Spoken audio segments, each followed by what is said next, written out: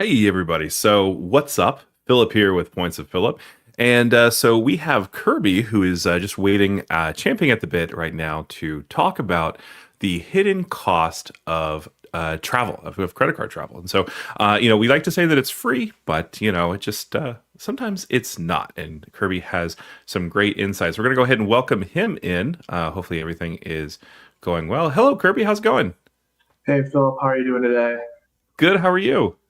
Doing great. My Minnesota Golden Gophers just won the Axe against the Badgers for the fourth time in 5 years. So definitely celebrating a little bit already today. All right, that's awesome.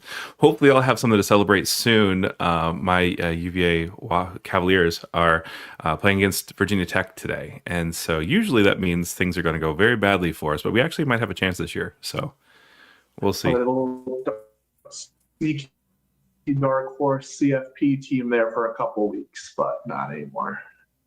Yeah. Yeah.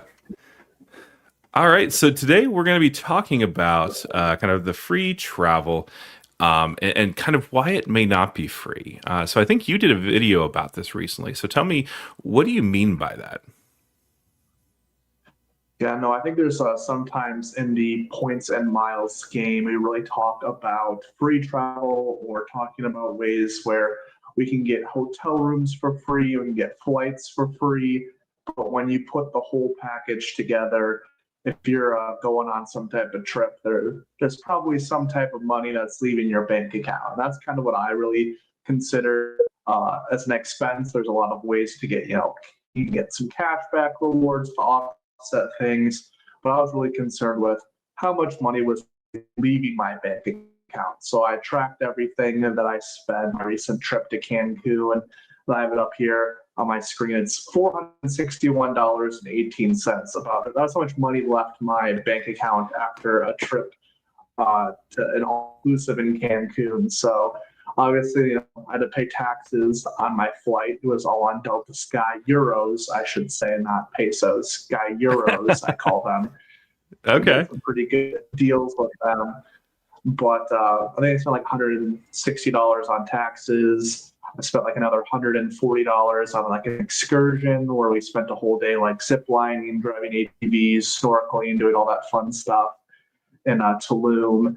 And then just other random things, like I had to buy a pair of flip-flops because the pair I brought were just falling apart and I needed something for my feet. And I bought the little trinkets, like the little magnets and souvenirs. So after everything was about $461. So even though the food I ate was free and my flight was free, I stayed at a nice all-inclusive at a Hyatt resort, that trip wasn't free. And I think that's something that people need to start taking into account as well. It's really nice getting your not only your flight free but your hotel's free. It kind of sucks when you realize, oops, I spent $300 on food today. Darn! Like I was all inclusive, so I got a little bit off it there. But there's a lot of other expenses that you'll see in different trips. Absolutely, yeah. And sometimes the exchange rate can be really helpful for you, but sometimes it can really be a bear, as my wife and I discovered when we traveled to London, because they're on the pounds, which they do everything weird in London, and the conversion rate is absolutely terrible. Like if you have a $100 dining kind of bill. I'm sorry, £100 bill, it could be like $140, $150, depending on how the exchange rate's doing that day. And so that's no fun. Looks like Kirby might be experiencing some technical difficulties, but yeah, so there's all sorts of fees and all sorts of kind of fees associated with travel, but also then you're paying for part of the travel as well.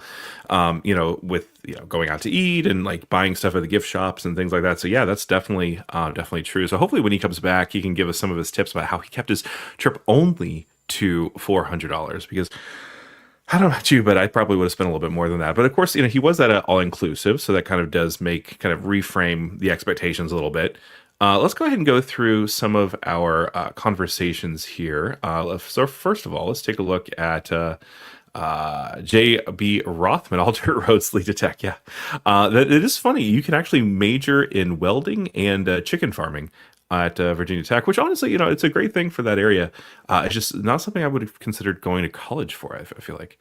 Let's see. Calder's here. I don't know why, but the countdown to music reminds me of every little thing she does to Magic. Yeah, it's so funny. So I don't know if y'all watch tech YouTube at all. So I really am a fan of Mr. Mobile, and he is really, really great stuff. But his intro music was actually like, I think somebody else did it. I think Frequent Miler, somebody started using kind of the exact same kind of the royalty-free music for his, that he uses as intro. And it's like every time I hear it, I'm just like, wow.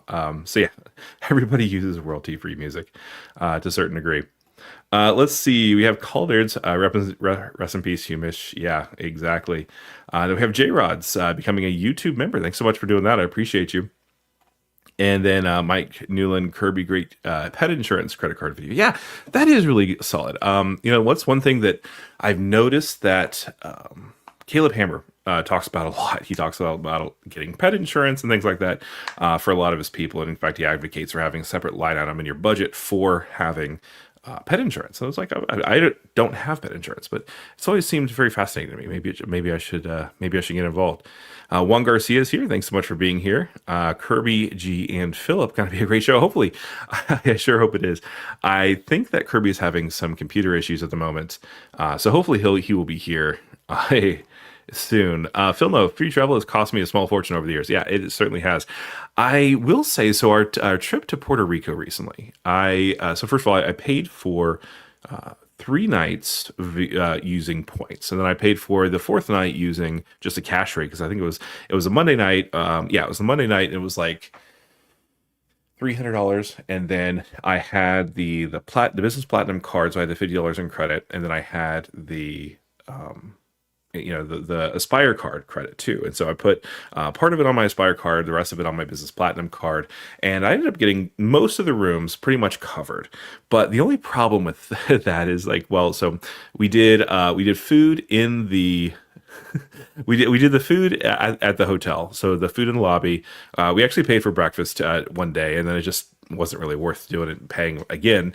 I don't know who Anthony kind of, bribed, but he wasn't charged for the breakfast part of Puerto Rico, but I was, and so I had to pay for that. And then I had to pay for dinner in the lobby restaurant there. They had fried pork and rice and beans, and it was so good, but it was $35, which is astronomically expensive, but probably could have had something a lot better. Just going literally anywhere else. So that is definitely a great point. Let's see. Dim's here. Thanks so much for being here. I appreciate you. Greetings from the Keys. Wow. So which key are you on? I actually used to do, so when I was in high school, I was a dive master, and I did a little bit of dive mastering from Silent World Dive Center, which is in Key Largo. Hopefully they're still there. I don't know if they still are. I haven't talked to them in a couple of years, but love the Keys. They're really great. Dim, Phil, great to see you back in your normal setup. That dungeon you've been in has been questionable. Yeah. So, Dim, thanks so much. I really do like this setup. I was looking over some of my past videos, and I was like, man, this studio really does look a little bit better. So Kirby says he's trying to get load back in now. Hopefully everything works well. Hopefully maybe you need to get the gigabit internet situation working. But yeah, no, we will be moving this. So this is going to be our nursery. My wife and I are going for a Ralph Lauren theme. And so kind of the red is or the green is part of that. And so this won't be my normal setup for much longer. All right, we got Kirby back. Hopefully he's back. Let's add him to the stage and see what we got. All right, we will give him a moment before we do that. But I'll keep reading through the comments here. Boxer, what's up, Philip? Hopefully Thanksgiving was a good one for you and your family. Yeah, it was really solid. So my wife and I, we went to with some friends of ours to a house that my wife has in, or my wife's family has in the mountains of North Carolina. So it's about an hour east northeast of Asheville, and so we got to do a bunch of really cool stuff. Freezing cold. It actually snowed the last day we were there. But now we're safe in Orlando and it's just, 60s, 70s, which is really, really nice. Boxer Dim, what's up? Thanks so much for being here. Let's see. Big Pine rented a house, rented a boathouse for Thanksgiving. Oh, that's really cool. All right, so that's a good one. We never went too far. Like I mean, naturally, I mean, I drove the whole way, but we never went too far over that way. But yeah, love the Keys. Jimmy Duff, greetings from snowy Chicago. Yeah, it is. So we were in the mountains, and it was very, very cold. It was like 20s usually at night. And I have a dog that's very, very active, and she likes to get me up at 5 a.m. And so we went walking in the mountains at 5 a.m. in 20-degree cold, and that was definitely not the best. All right, let's see if Kirby is back. Kirby, are you back? Yeah, I literally have dragged my entire setup closer to my Wi-Fi router. I pay Okay. exorbitant amounts for fast Wi-Fi, and it's been kicking me in the pants today. Oh yeah, that is frustrating. I will tell you that we used to just get the regular Wi-Fi router that came with the cable provider, and then I started getting a bunch of security cameras and smart Yeah, no, lights, and fast just none of it Wi-Fi worked. is just I have a bone. What was that?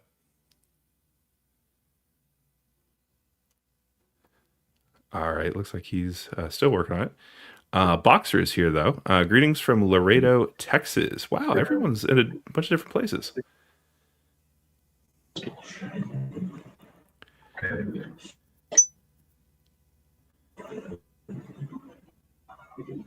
All right, there we go. Okay. We anyway, so we ended up actually getting the mesh router system. So there's like three different nodes across the house, and they all kind of connect to each other, which is crazy. And so we have one right by my computer, which is helpful for a lot of that. But anyway, so thanks for being here in from Laredo. Was down in Key West yesterday. Dim, okay, yeah, Key West was really great. We loved going to the Southern Point. Loved going to what was the museum? The Ernest Hemingway Museum there, all the cats and everything, and of course, you had to get the frozen key lime pie on a stick, which naturally I'm a very a food based person. I don't know if you've caught up on that by my appearance, but yeah, so we had to go try all the things. I've actually never been to the Keys, so Boxer hasn't been to the Keys. Wow. All right, well you got to go. Maybe we'll do the next meetup at in one of the Keys. Love you two heading out in a bit to pick up Rosie and Laz. All right, this may be. Love you too, Juan. Thank you so much, and hopefully you'll be able to come back later. Background Balloon, happy Thanksgiving, y'all. Yeah, thanks so much for being here. I love it down here. About a 4-hour drive. Yeah, that is a bit. Dog, dog. So we actually have a schnauzer. Let me see if I can share my screen and show you a photo of Sadie. Let me see if I can do that real quick. So yeah, she's a miniature schnauzer, and she is very active. She keeps me very, very busy. Let me see if I have a good picture of her. Sorry, I'm just gonna talk amongst myself. But anyway, so my wife and I, we went to a house in New Smyrna, or not New Smyrna, North Carolina, and oh yeah, here we go. So we got a picture of Sadie. Let me see if I can share my screen. There we go. All right, so here's Sadie. She is underneath the Christmas tree, and please forgive the Amazon package that's behind her. But yeah, no. So she's just laying underneath there. She has a little scarf because she went to where did she go? She went to go get groomed, and so that was nice. So that's Sadie. She's a liver colored schnauzer, which apparently is pretty rare, and so that is also cool. Oh yeah, here's another good picture of her. Okay, yeah. So here's Sadie. She's in the back seat of my wife's car. She actually just got back from getting groomed, and so they love to put her in her little bandanas. And she doesn't enjoy walking into the groomers, but she does enjoy leaving the groomers. So that's always good. All right, so I'm going to remove this, and then we're going to go ahead and add in Kirby again. All right, Kirby, you're back. Hello, Welcome hello. back. I think I gotta get Hello. rid of everything going on here. Yeah, no, it's totally fine. There's computers love to do what computers do. Oh yeah, no, I am on my laptop at the moment. So this $1,700 PC I bought, just throwing in the garbage. That's for sure. Yeah. Meanwhile, my studio rig is actually on a $499 Mac Mini. So, And I bought this powerhouse for video games, and it is just oh yeah, like too far from my router. Even though I'm supposed to get this oh like yeah, super high speed, getting absolutely gouged here in California, as I am getting gouged oh for really? everything. So. That's unfortunate. Yeah, I can't imagine living in California as being inexpensive. Yeah, no, I bought all of these Mastercard gift cards, not for anything nefarious, just because I wanted 5x on my car insurance payment, only to find out that Nice. they charge $5 every time you want to make a partial payment if you don't pay in full. Wow, that does not make it worth as much after that. Yeah, that's crazy. Yeah, no, so I had like 12, I have $1,200 in Mastercard gift cards that I'm just like, oh, cool. That's how much also 6 months of car insurance in California costs for myself. So I think I was paying like Oh. $590 for 6 months in Wisconsin. So Wow, yeah, that is a substantial increase. So, wow, sorry to hear that. yes, even though I've derailed the live stream completely, I think I am all good to go now. Awesome, great. I was just kind of going through some of the comments, and I got distracted by talking about my dog, Sadie, who's a miniature schnauzer. We kind of talked about her a little bit. Boxer was kind enough to ask. CB Rod, though, does have a really good question for you. How was Cancun? It was so amazing. And I think if everyone found out what I actually did in Cancun, they'd say I wasted a trip because I spent an obscene amount of time watching football in the bed, ordering room service multiple times a day. We spent some time in the pools, but it was just like four Yeah, days of doing absolutely nothing, which was the goal. And I think yeah. Cancun I is like mean, the perfect place to do that. They gave us these awesome fluffy robes that you could just like lounge around nice. in. It's definitely not. It's a place where it's either like you get like six guys together or girls, or it's like a couple thing. It's not a place you go with one guy because it's a little awkward sometimes because they Yeah.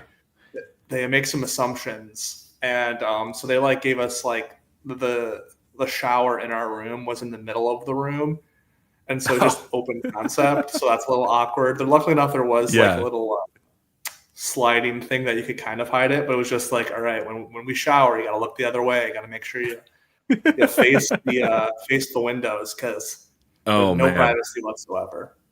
I just got flashbacks to the wrestling practice in high school. So I went to school in a high school in Tennessee, and the wrestling room, like basically because of the concern for getting infections and stuff from the mats, you had to take a shower after after practice, and it was literally just a pole in the middle of the room with a bunch of shower nozzles. So yeah, just look at the wall. Oh yeah, my PC runs Cyberpunk 2077 background balloon so well, but does it run YouTube live streams? That's a different question. Yeah, that's a good question. That's amazing. Yeah. Oh man.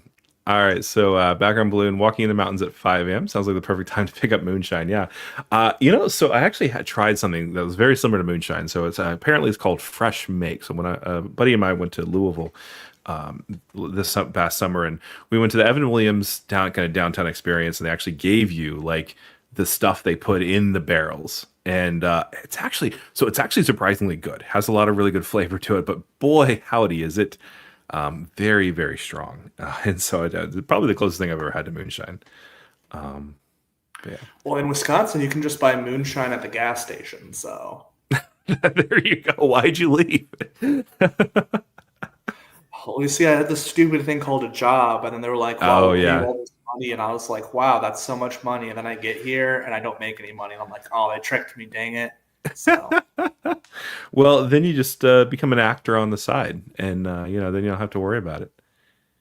I don't know. They're offering $25 an hour here at the Panda Express, so that's kind of tempting these days. So That's not bad. That's not bad.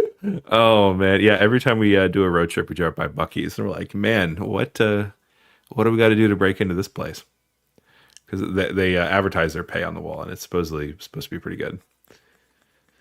you know, I think they. I can't remember what it was. It was like I'm thinking of Panda because I was just there yesterday, and it was like $120,000 a year to be like a general manager of a Panda Yeah. Express. I'm like, all right, I'm in the wrong career field. Absolutely. Exactly, yeah. And once you get into that, the full-time kind of corporate gig, like those benefits get pretty nice sometimes too. Oh yeah, no, I was in a 6-month rotational program, so I moved every 6 months for 2 years. And I spent 6 Woof. months at corporate, and I'm in HR, and the HR VP for all of aerospace. She took me out to Wow. lunch on my first day, and I'm terrible at cars. Mustang with a racing stripe on it. It was stick shift. I think it said like 10 miles per hour speed limit in the parking lot. She zipped out of there going at least 55, just absolute road war, just zooming everywhere, not safe at all. And I Oh found out it yeah. was her company car. It wasn't just her car, it was her company car. That's And I was amazing. just like, and the perks, once you hit those VP levels, man. Oh yeah. Crazy. Oh man, that's amazing. So before I went to college, I actually worked as a car dealership, and we got in a Cadillac CTS-V on trade, and I think it was like the first or second year that it was 1 or 2 years old, and basically, so one of our other car salesmen used to be a sheriff's deputy in the county that I was living in, and he decided to take me on some backcountry roads with that thing, and boy, that was the ride of my life there. Love talking about cars and breaking the law, apparently. Sorry, I Allegedly. drive a beautiful 2021 Toyota Corolla, so I'm hoping that lasts me another 15 years, so I don't have to worry about it. There you go, right? Yeah. But if you have the sport version, that's super good too. No, base model, of course. Oh, okay. $20,000. All right. Hey, that's not bad. Those do ride pretty well. All right. So let's get back on track. We do have a lot of conversation to get to, but I do want to actually start putting some content in before we actually just start reading down the list. We will get to the rest of the comments though. So we were talking a little bit about basically making, vacations. So free vacations aren't very free. And I think you had talked about a little bit about kind of how you ended up spending on some food and some things at the gift shop and things. I think my reaction was, how did you get your trip to only be, I think it was like $400 and something dollars? That's a lot of restraint. Yeah, so I was very intentional about this trip not costing me money and not costing me vacation days. So I get Nice. 15 vacation days a year. I think it's pretty standard. Okay. And we get 13 holidays a year. But what's good about that is about half of them are the last week of the year between Christmas and New Year's. We have off completely. Aerospace kind of just shuts down for that last week. So there are some weird things, like we don't get Veterans Day off, which is kind of weird because like we have a lot of veterans at our company. So that's always like a pain point. But I get every other Friday off as well. So I'm able to kind of strategically plan vacations around we call our AWS, our alternative work schedule day. So I found a weekend that worked for me and my buddy. I had a Friday off. I took Thursday and Monday off. So I took 2 vacation days to get 5 days off. And I found a nice little Delta flight. I could have flown direct from LAX to Cancun. And if you've watched my video, you know how ridiculous my flight pattern was. But the whole goal was to, flying west to east is extremely inconvenient, especially like it's just terrible. If you live on the West Coast, you probably relate trying to go to like the Caribbean or something like that. So I didn't want to take Wednesday off. I'm going to Japan in July. And that's 12 vacation days I'll need. So I needed to bank some this year. So I was like, all right, I'm going to fly from John Wayne Airport, which is the Orange County Airport, to Salt Lake City Wednesday night after work. And I'll red eye to Atlanta. And then so me and my friend could be on the same flight from Atlanta to Cancun because he was driving down to Atlanta. So I had 2 layovers on my way there. And I think Uncle Luke with Luke's Points and Miles just absolutely flaming me in the comments saying he couldn't get paid to do that. I spent 80,000 Delta Sky miles to fly Comfort Plus round trip. So That's that not was bad. a pretty good deal. Yeah. I was the first person in the Centurion Lounge on that Thursday morning. I just literally sat there from 5 a.m. to 6 a.m. just sitting on the floor waiting. Got to take a nice shower, ate way too much food. And I was like, man, this whole flight cost me $160. Obviously, all inclusives, all your food is free. There was like a hibachi event thing you could do for like $100, but again, that's money. I don't like spending real money. I prefer spending my Monopoly money. And Nice. I just decided that I wasn't going to spend any money, so I spent $140 on this excursion, which I was kind of like not excited to do, but my friend wanted to do it, so that's what put us about $300. And then I spent the rest of that was like Ubering to and from the airport. So I had to Uber there during rush hour, which was terrible. It was like $53. Wanted to cry. Those Ubers will get you. Yeah. Yeah. And then it was like $30 home. And then I think I saved like $10 with an Uber credit on one of my cards. So that was like the majority of it. The only money I spent in Cancun was $5.88 on a shot glass and a magnet, $19 on a pair of flip-flops, which should have been $3. If I was anywhere else in Mexico, that's like a $3 pair of flip-flops, but it was $19. Right. Yeah. And I've spent $16 on ATV insurance because they were very like, hey, if you crash this, you have to pay for it. And I was like, I'm not going to crash it. But they said if someone crashes into you, you are responsible for the ATV. Like you have to return it in the same condition, regardless of who crashes into you or who does what. And that's what scared me because I'm confident in my own abilities. But there were some couples on our little group that were like, there was like, oh, we'll let the wife drive too. And I don't know, maybe I'm biased here, but there was some wives there that were not too confident driving the ATVs. So I was like, all right, I'll spend $16. So while I was actually in Cancun, I think I spent less than $30 on stuff. Okay. There you go. I mean, that shows a great deal of restraint. I was going through some of the things that I spent on the Puerto Rico trip. And so my wife and I, we flew Southwest from Orlando to San Juan. And we ended up actually, so we used our priority card to do the upgraded boardings, and we ended up actually in the extra legroom seats at Southwest, which they're not bad, it's better than the other ones, but so that was like $560 each way, and then we did 3 nights off of points at the Hilton Caribe. And then we did the last night just for the cash rate because I was trying to save my points for something else. And the room rate, I think it was like $275 or something like that. It was a Monday night. And so we ended up doing that. And I used my Hilton Aspire Resort credit, so $200 off for that, and then $50 for my Business Platinum. And so kind of the room and the airfare was basically essentially covered. But we ended up actually eating a little bit on the property. And so we did the breakfast. They had the $10 upgrade per person. And then we also ate a couple times at the lobby restaurant and stuff like that. And so we ended up spending probably around an additional maybe $500 or $600 just on like stuff around there with between the Ubers and everything else. And so it's definitely, so that's kind of the part about the free travel is necessarily free.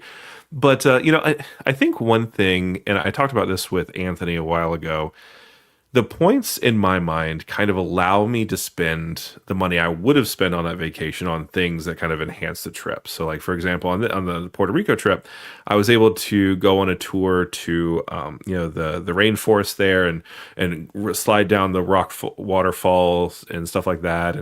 And do a bunch of other cool stuff that like, I probably wouldn't have paid money for, wouldn't have been able to pay money for if I was paying out of pocket for the airfare plus the hotels. What do you think about that?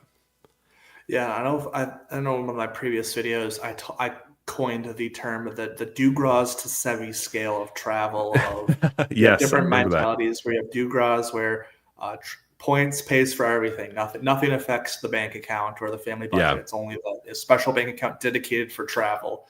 And I aspire to be that frugal one day. But then you have on the opposite scale, you have S Sevi who's like, oh yeah, I paid for this business cash flight and cash because it was only like $1,500, and I'm like, oh, okay, you're balling like that. I'm not.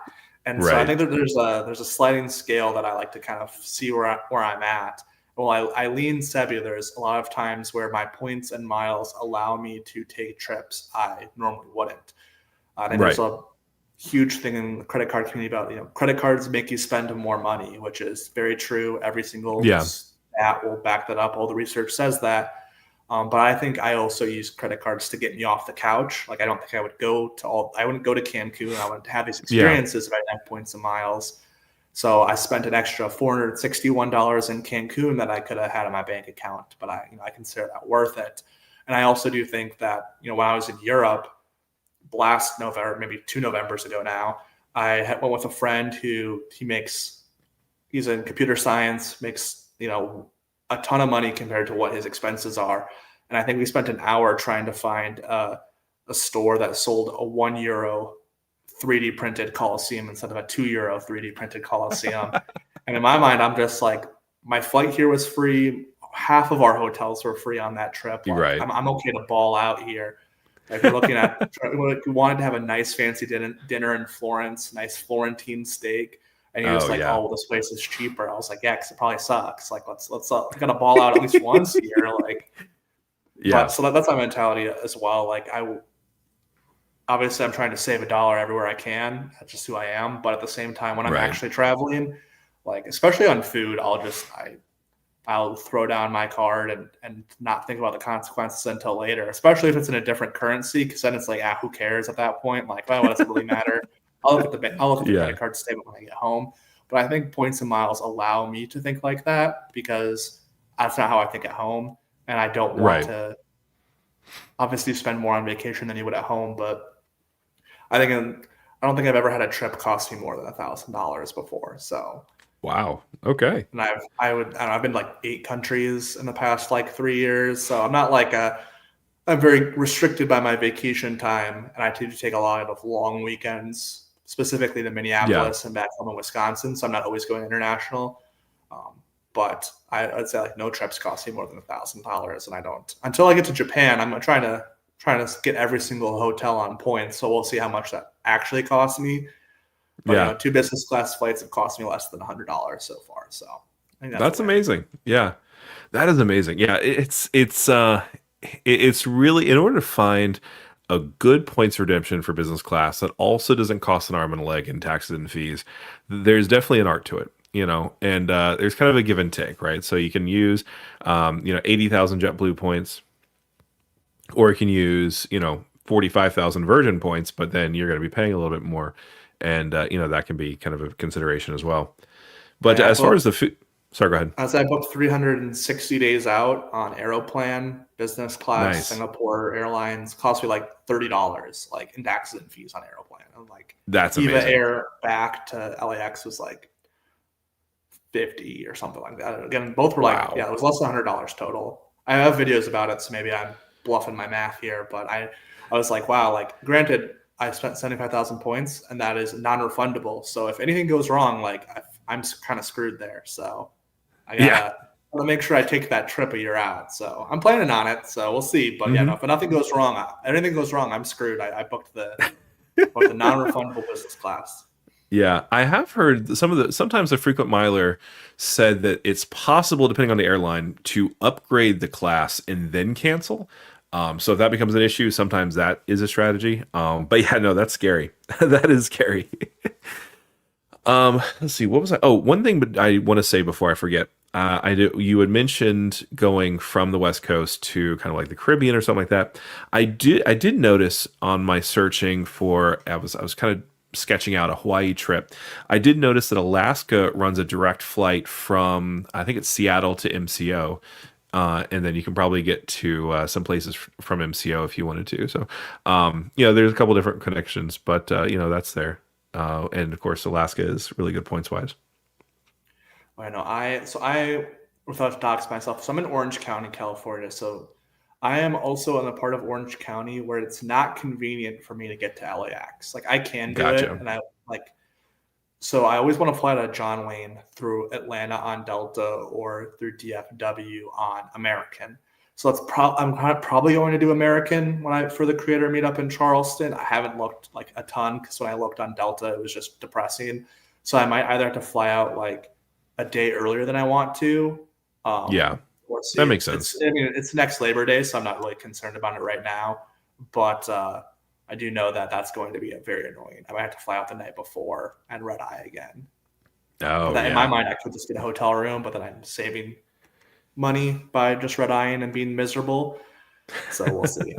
That's a future Kirby question. It'll also be post Japan trip, and I've purposely not flown business class until then because I know once I do it, I'm going to be spoiled on it. I'm not going to want to. Oh yeah. Yep. So I've been on opportunities where I could have, and I decided not to, and save the points just because I know that. Like I've flown domestic first class, been upgraded, and that doesn't count. But like I know that once I fly business class overseas, it's going to be like hard for me to not do that again. Oh yeah, it's hard. It is hard. We're okay with premium economy in to do overseas, but we went from a business class seat to a premium economy seat. There was a bit of a shock because like, wait a minute, I can't just order whatever I want whenever. But it was still reasonable. So there's definitely ways to do it. Let's see. Let's go through some of this conversation. We're starting to lose.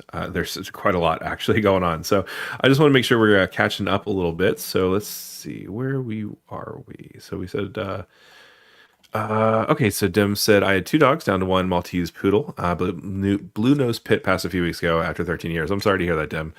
We actually lost. So before we had Sadie, we had 2 dogs. One was 16 and one was 14, I think.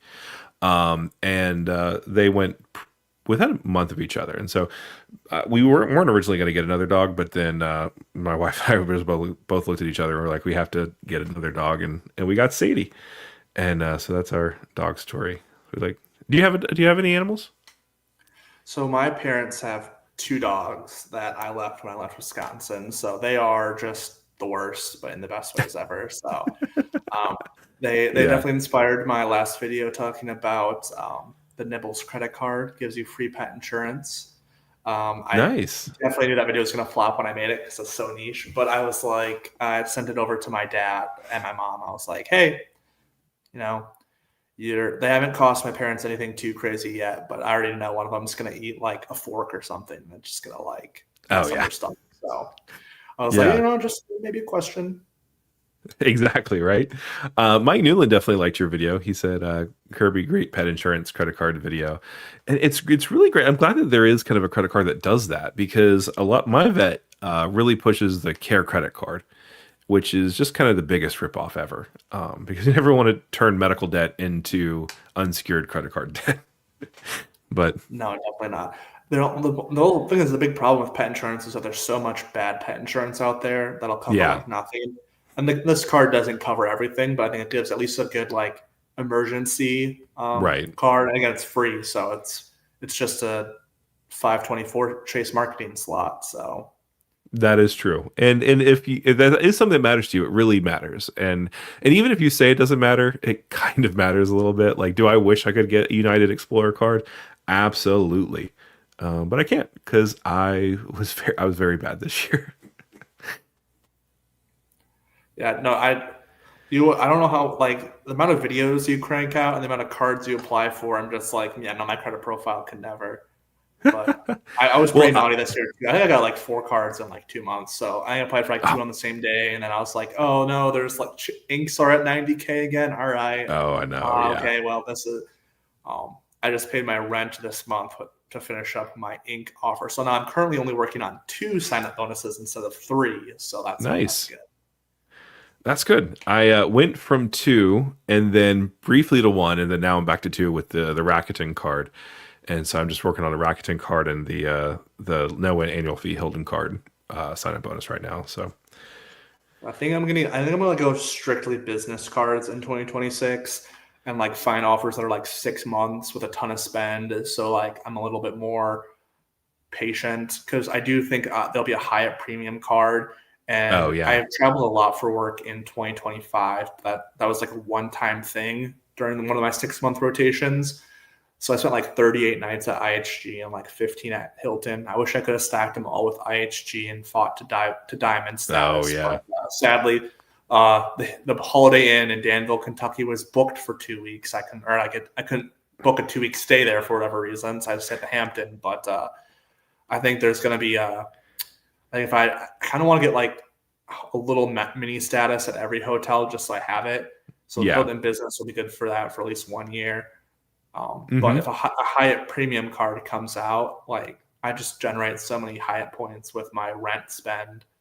It's like 2,500 built points minimum every month. And it's like, man, I really should have some type of status, but I don't stay enough at Hyatt's to get it. So I'm hoping a Hyatt premium card comes with at least, that second level of status, and I can be good there.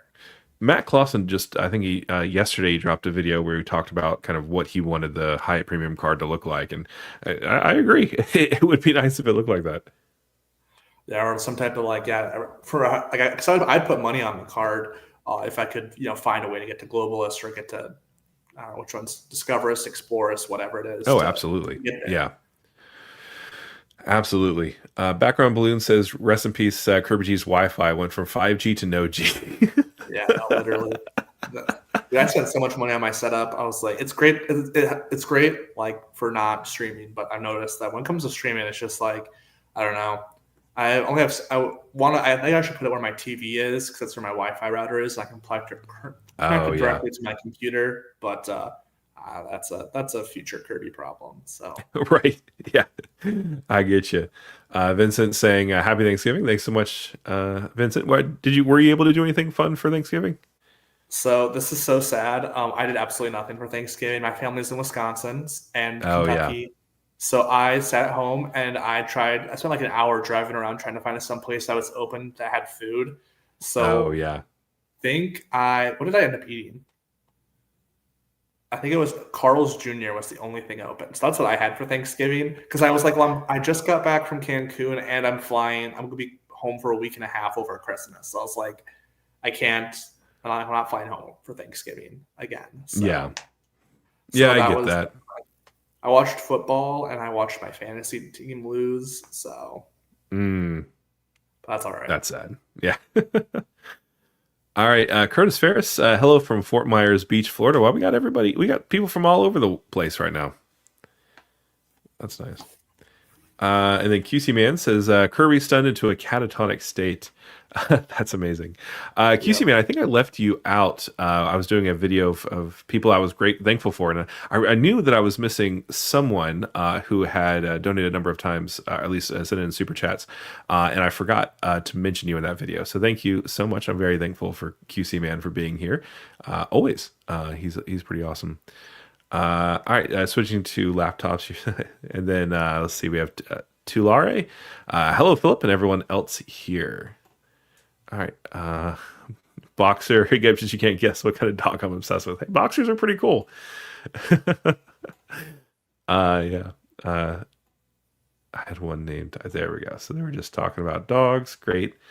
All right, and then Ian says, sounds much better now. Couldn't hear Kirby before. Okay, great. Yeah, you do sound a lot better. All right, they're still talking about dogs. We can kind of go. Background Blue says Kirby has a go-to PC, but the Wi-Fi brick set FPS to 5 on a good day. Yeah, absolutely. Thanks, Cox. Just the worst internet service ever. Oh yeah, exactly. What's your upload speed on that one? I pay for 500 megabits per second. Okay. I have no idea what my download speeds, like my up down is. Gotcha. But I upload YouTube videos very, very quickly. Unless it's like a 20-minute video, I don't make a ton of those. It's like a couple minutes. So. Okay, yeah, that's not bad. So that should be fine. All right, so Kirby Chi deliberately sabotaging the competition's lives. It's a perfect plan. Let's see. Oh, what did I do? All right. Oh yeah. Okay. So I lost track a little bit. There we go. Okay. Oh yeah. Dogs. Hello. Relate to chilling in the hotel room. I went to a concert in Dallas Fort Worth, Texas, for 2 nights. I ended up just staying at the hotel the whole day /night too, because I died at the concert the night before. Honestly, You I gotta don't hit think up, there's anything wrong when you're in with. Fort Worth, you gotta hit up the Stockyards, hit up West 7th, hit up my buddy Clark in Fort Worth. He'll show you a great time. West 7th, best bar scene in the entire country is in Fort Worth, Texas. Okay, Shot wow, that's cellar, absolutely great, beautiful. You literally walk in, you give them a $5 bill, they spin a wheel, and then whatever the wheel lands on, that's the shot you get. And then you leave. Absolute just great vibes. Poor decisions, great bar. It's like a little mirror maze to get in, and then to leave the bar, you have to take a slide down. So just great okay. vibes. That does sound like the vibes are pretty good. Oh, that's amazing. I love that. Honestly, I've been in hotel rooms where I've just kind of like hung out. I went to go see Anthony Venture. Was this 2 weekends ago? And one thing I didn't realize about Anthony was that he is not really a morning person, and so I had a lot of time in the mornings to kind of record some videos. I did record a number of videos and kind of edit them and everything, which was great. But I spent a lot of time in my hotel room, so that was fun. I love this one. QC man, Kirby and his buddy giving Bert and Ernie vibes to the hotel staff. When we checked in, they're like, "Oh, are you celebrating anything like a birthday or an anniversary?" And they asked that because they put little like ribbons on your door to say what you're celebrating. And I was like, Oh, "Oh cool. no, we're just two guys going to Cancun for absolutely no reason." The guy was just like, Yeah. "All right." And Oh, that's they gave us amazing. this little drink, and then I noticed that there's two different like faucets they get the drink from. One's like a more normal one, and one's yeah. like more I forget what they said because he said it in Spanish, but it was like supposed to be like a love drink, and I was like, we're being profiled here.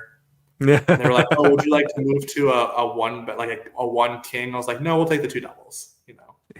No cuddling on this trip.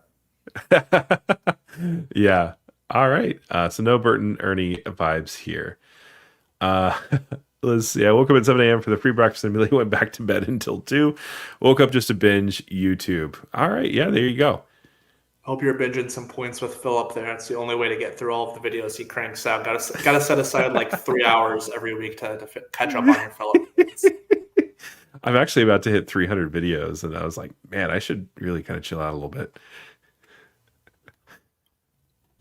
Sleepy Rod says the nightlife in Cancun is awesome. Although if you have really pretty girls eyeing you, I'm always extra careful they're not trying to set me up for getting robbed. Oh yeah, that is always a problem.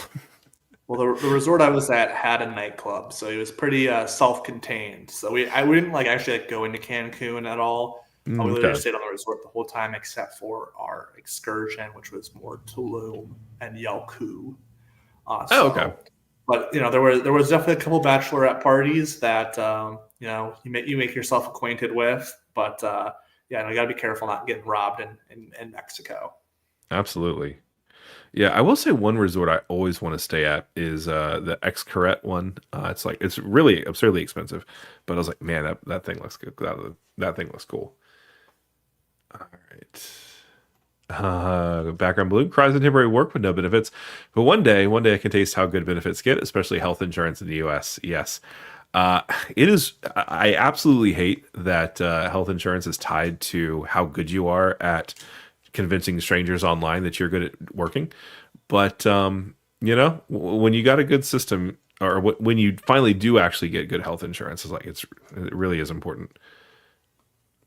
My high deductible plan costs me $21 a month. So, we just rock that and pray I don't break a bone anytime soon. There you go. Yeah, that catastrophic coverage. QC man, it does a great point. Literally, used car salesman Philip. Can I trust you anything you say from now on? So I was on the Honda sales floor, if that matters. And I drive a Honda Accord right now. So hopefully I say what I back up what I say. LOL points to Philip alter ego is an illegal moonshine / weed producer who drives a modded F350. Dually turbo diesel, just all the way. That's amazing. Chad's 20 minutes is here. Thanks so much for being here, Chad. Really appreciate you. QC man is also saying great to Chad. Ian is here. I'm with Luke. Yeah, exactly. I think he was talking about you saying you couldn't be caught dead doing your itinerary. Oh, yeah. Yeah, I will say, so my wife and I, we flew Southwest to San Juan, and I quickly learned that I think I'm just too old for just standing in a line with a bunch of random people and be like, "Are you A3?" It's just you get to a certain age, and you're just not meant to live that sort of life.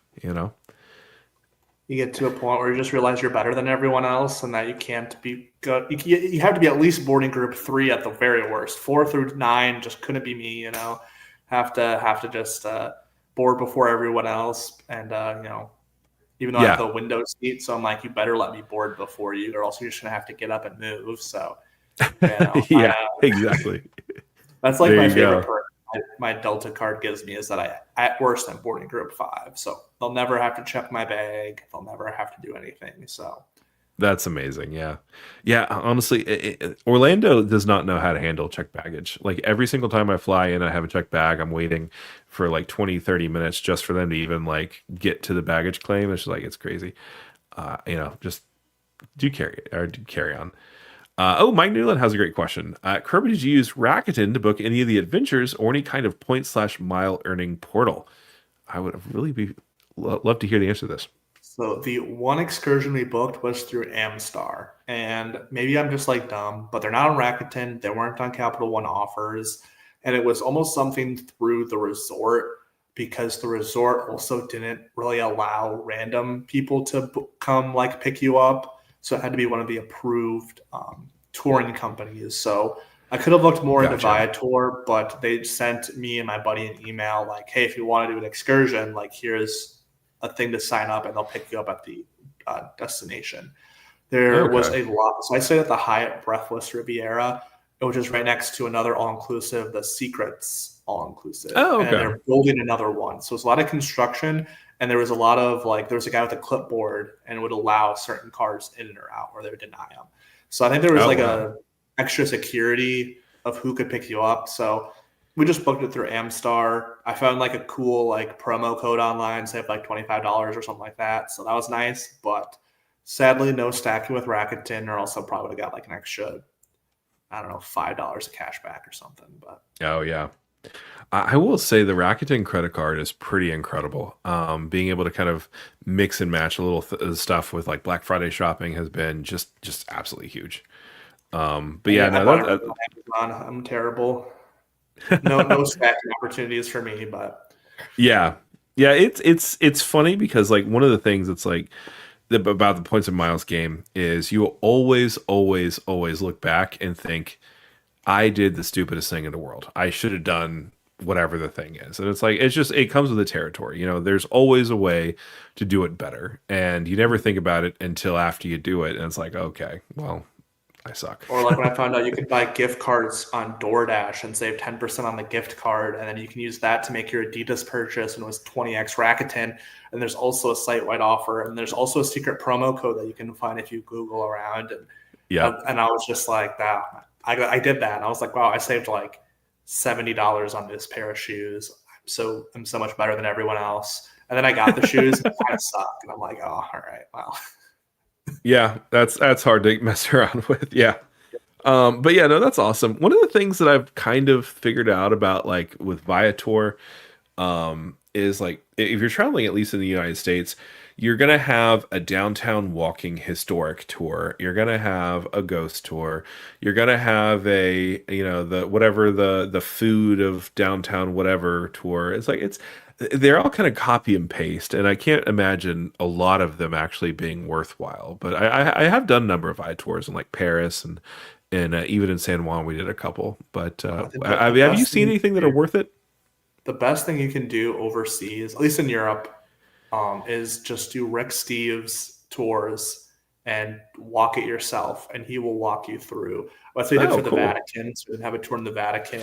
Very nice voice. Pop in your earphones. Go at your own pace. You don't need a tour for most, but like unless you're like super into art or like I'm a casual museum enjoyer.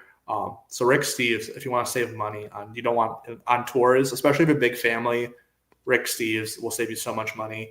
That is a great As long tip. as it's like most of the tours you can also download, so you don't need Wi-Fi, which is super Oh, nice. cool. So because like we did a tour for the Coliseum, we did like a VIP tour because they went underneath, and then we did like there's some tours that like if they drive you places, like obviously you have to use their tour guide, but for any place you can get on your own, like most museums in Europe, I always recommend Rick Steve. It's better than any tour guide you'll get most of the time. He's a little corny, but I think that's like if you want to, you don't need a tour guide. I think tour guides are just like, because then you also do like you have to pay for them, you have to tip them. Yeah. It's like, just give me Rick Steve. Yeah. My wife and I, we did do a semi-private tour of, let's see, of what's the palace in Versailles. We did a semi-private tour in Versailles, and that was nice because like they literally came to pick us up at the hotel, took us directly there, and then just walked us in through like the side secret entrance, so we didn't have to wait in line. And like that, it was nice, but it was definitely kind of expensive. I want to say it was like probably maybe 65 euros for the both of us. And, and then of course the tip. So yeah, no, that's definitely a good tip though. Because a lot of the time you don't need something like that. Especially a place like Versailles where you could walk around for hours. Like, absolutely. Yeah. It is not. Yeah. Like we did like we drove, I forget where we were in Greece, but we took, it's like 3 hours to some place in Greece. I forget what the name is. I'm terrible. And we had a private tour. Like it was like, because like Rick Steve's actually had a tour for it. So we were thinking about, we could take a train there ourselves and do everything, but it was just much easier for them to coordinate everything, picking us up, dropping us off. But it was just awesome. Yeah. Depends on the tour and how much you care about history. Also, you don't want to deal with other tourists when you do it. I just think that's like, true. Because there's always someone that's like, all right, guys, we're going to give you 20 minutes to walk around before we move on. And then it's like, okay, where's Billy? And it's always like always that one person or one group of people. You're like, of course, like, come on. Yeah. Yeah. And then of course I got to send some pictures. So we got, this is from Versailles. That was really fun. And then there's this is the Hall of Mirrors. All their heads got chopped off because of it. It's like, oh my gosh. Yeah, exactly. Right. Yeah. So that was it was a good trip, but yeah, no, saving money, especially when you have a lot of people that you're traveling with or kids or something. Yeah, no, that would definitely be incredible. QC Man says Sebi can mention Chase in his videos again. I guess he resolved whatever issue he had with them. Yeah, the Big Blue Bank is particular apparently. Yep. QC Man saying the OC TV show, an accurate depiction of life in Orange County? ? It is. I don't know. Orange County, like it depends on where you are. Like it is kind of crazy that if I have a bad day, I can go to the beach or the mountains and be there in less than half an hour. So that I'm so cheap in my day-to-day life that I always complain about California prices, and I'll never stop complaining. No. But it is nice to know that's like, you know what? I'll go to the beach today. I'll just like get a nice tan, or you know what? There's this beautiful trail. And the other thing about the OC is that it's not LA, so it's not as congested. It is the greatest place to raise a family in the entire world, according to Orange County. So it is very, very family friendly. Like you can walk. It's very safe. I've never felt not safe here. I could walk around at 2 a.m. and nothing would happen to me. For at least where I live. If you're in Riverside or if you're in like Santa Ana, that's a different question. But I'm in a pretty good area. And I live like super close to the Irvine Spectrum, which has one of the few movie theaters in the entire world that can show 70 millimeter film. So I'm a big film snob. So like you get to watch movies the best way possible. So I'm always there. That's awesome. Background says the LA and surrounding area is so big it makes us in the Bay Area look small with our 3 airports. Even in the Bay Area, a lot of time too. Most people just put up with going through SFO. All right.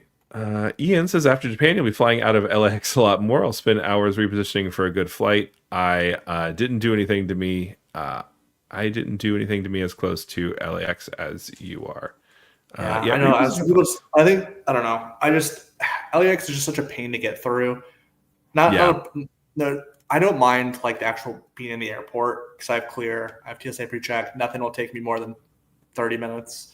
I'm a big believer of airport theory, but it's just so annoying to drive there. I hate sitting in traffic.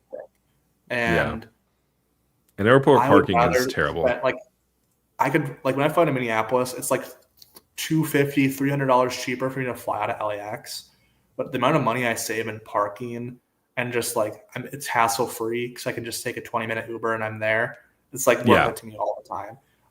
When I fly domestic, like if I'm flying domestic or if I'm flying to the Caribbean, flying John Wayne to Atlanta to the Caribbean or John Wayne to Minneapolis is just so easy.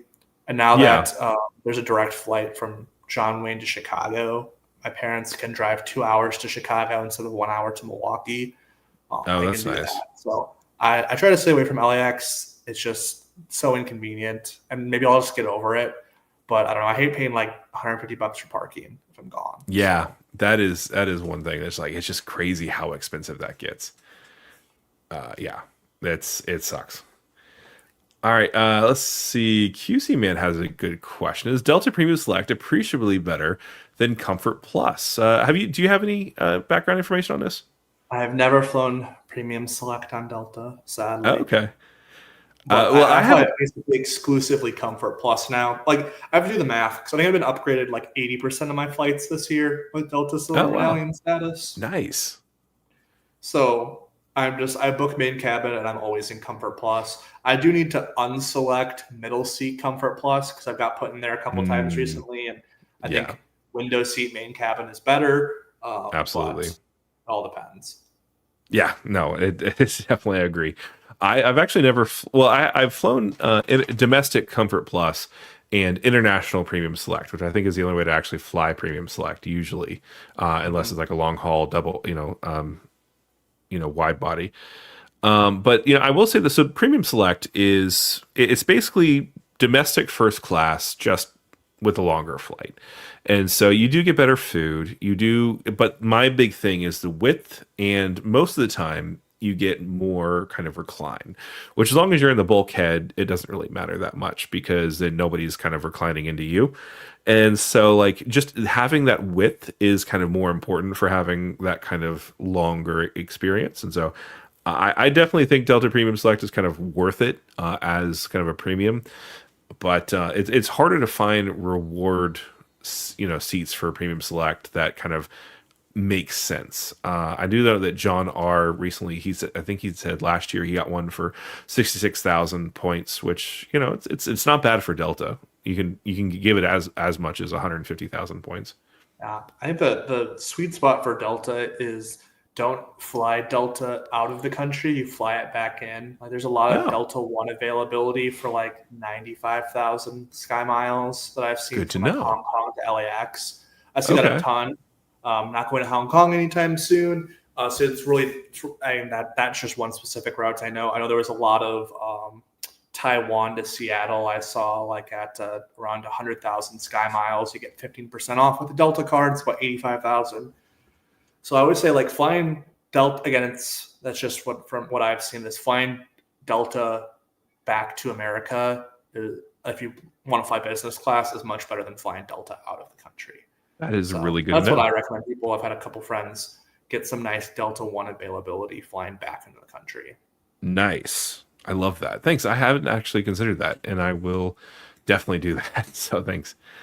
Tinnitus Tomato says W stream, W channel, W everything. Thanks so much for being here, Tinnitus Tomato.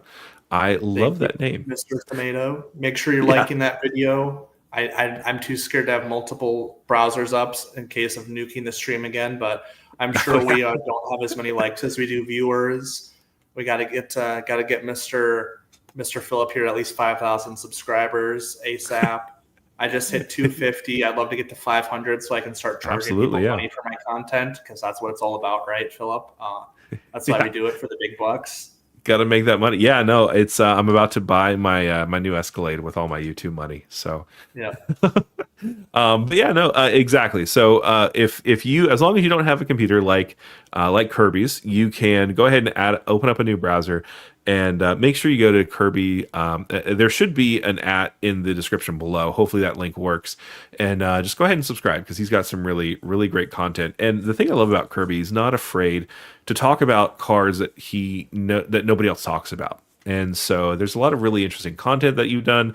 I think you did a roundup of like gas cards a couple months ago. That was really interesting for me, and just a bunch of other kind of really cool stuff that nobody really ever talks about. So you're kind of one of the fearless leaders of the YouTube credit card space. Yes, yeah. The thing is, I make those videos and they get 12 views. So I gotta sprinkle in the more basic content. But yeah, no, I love weird credit cards.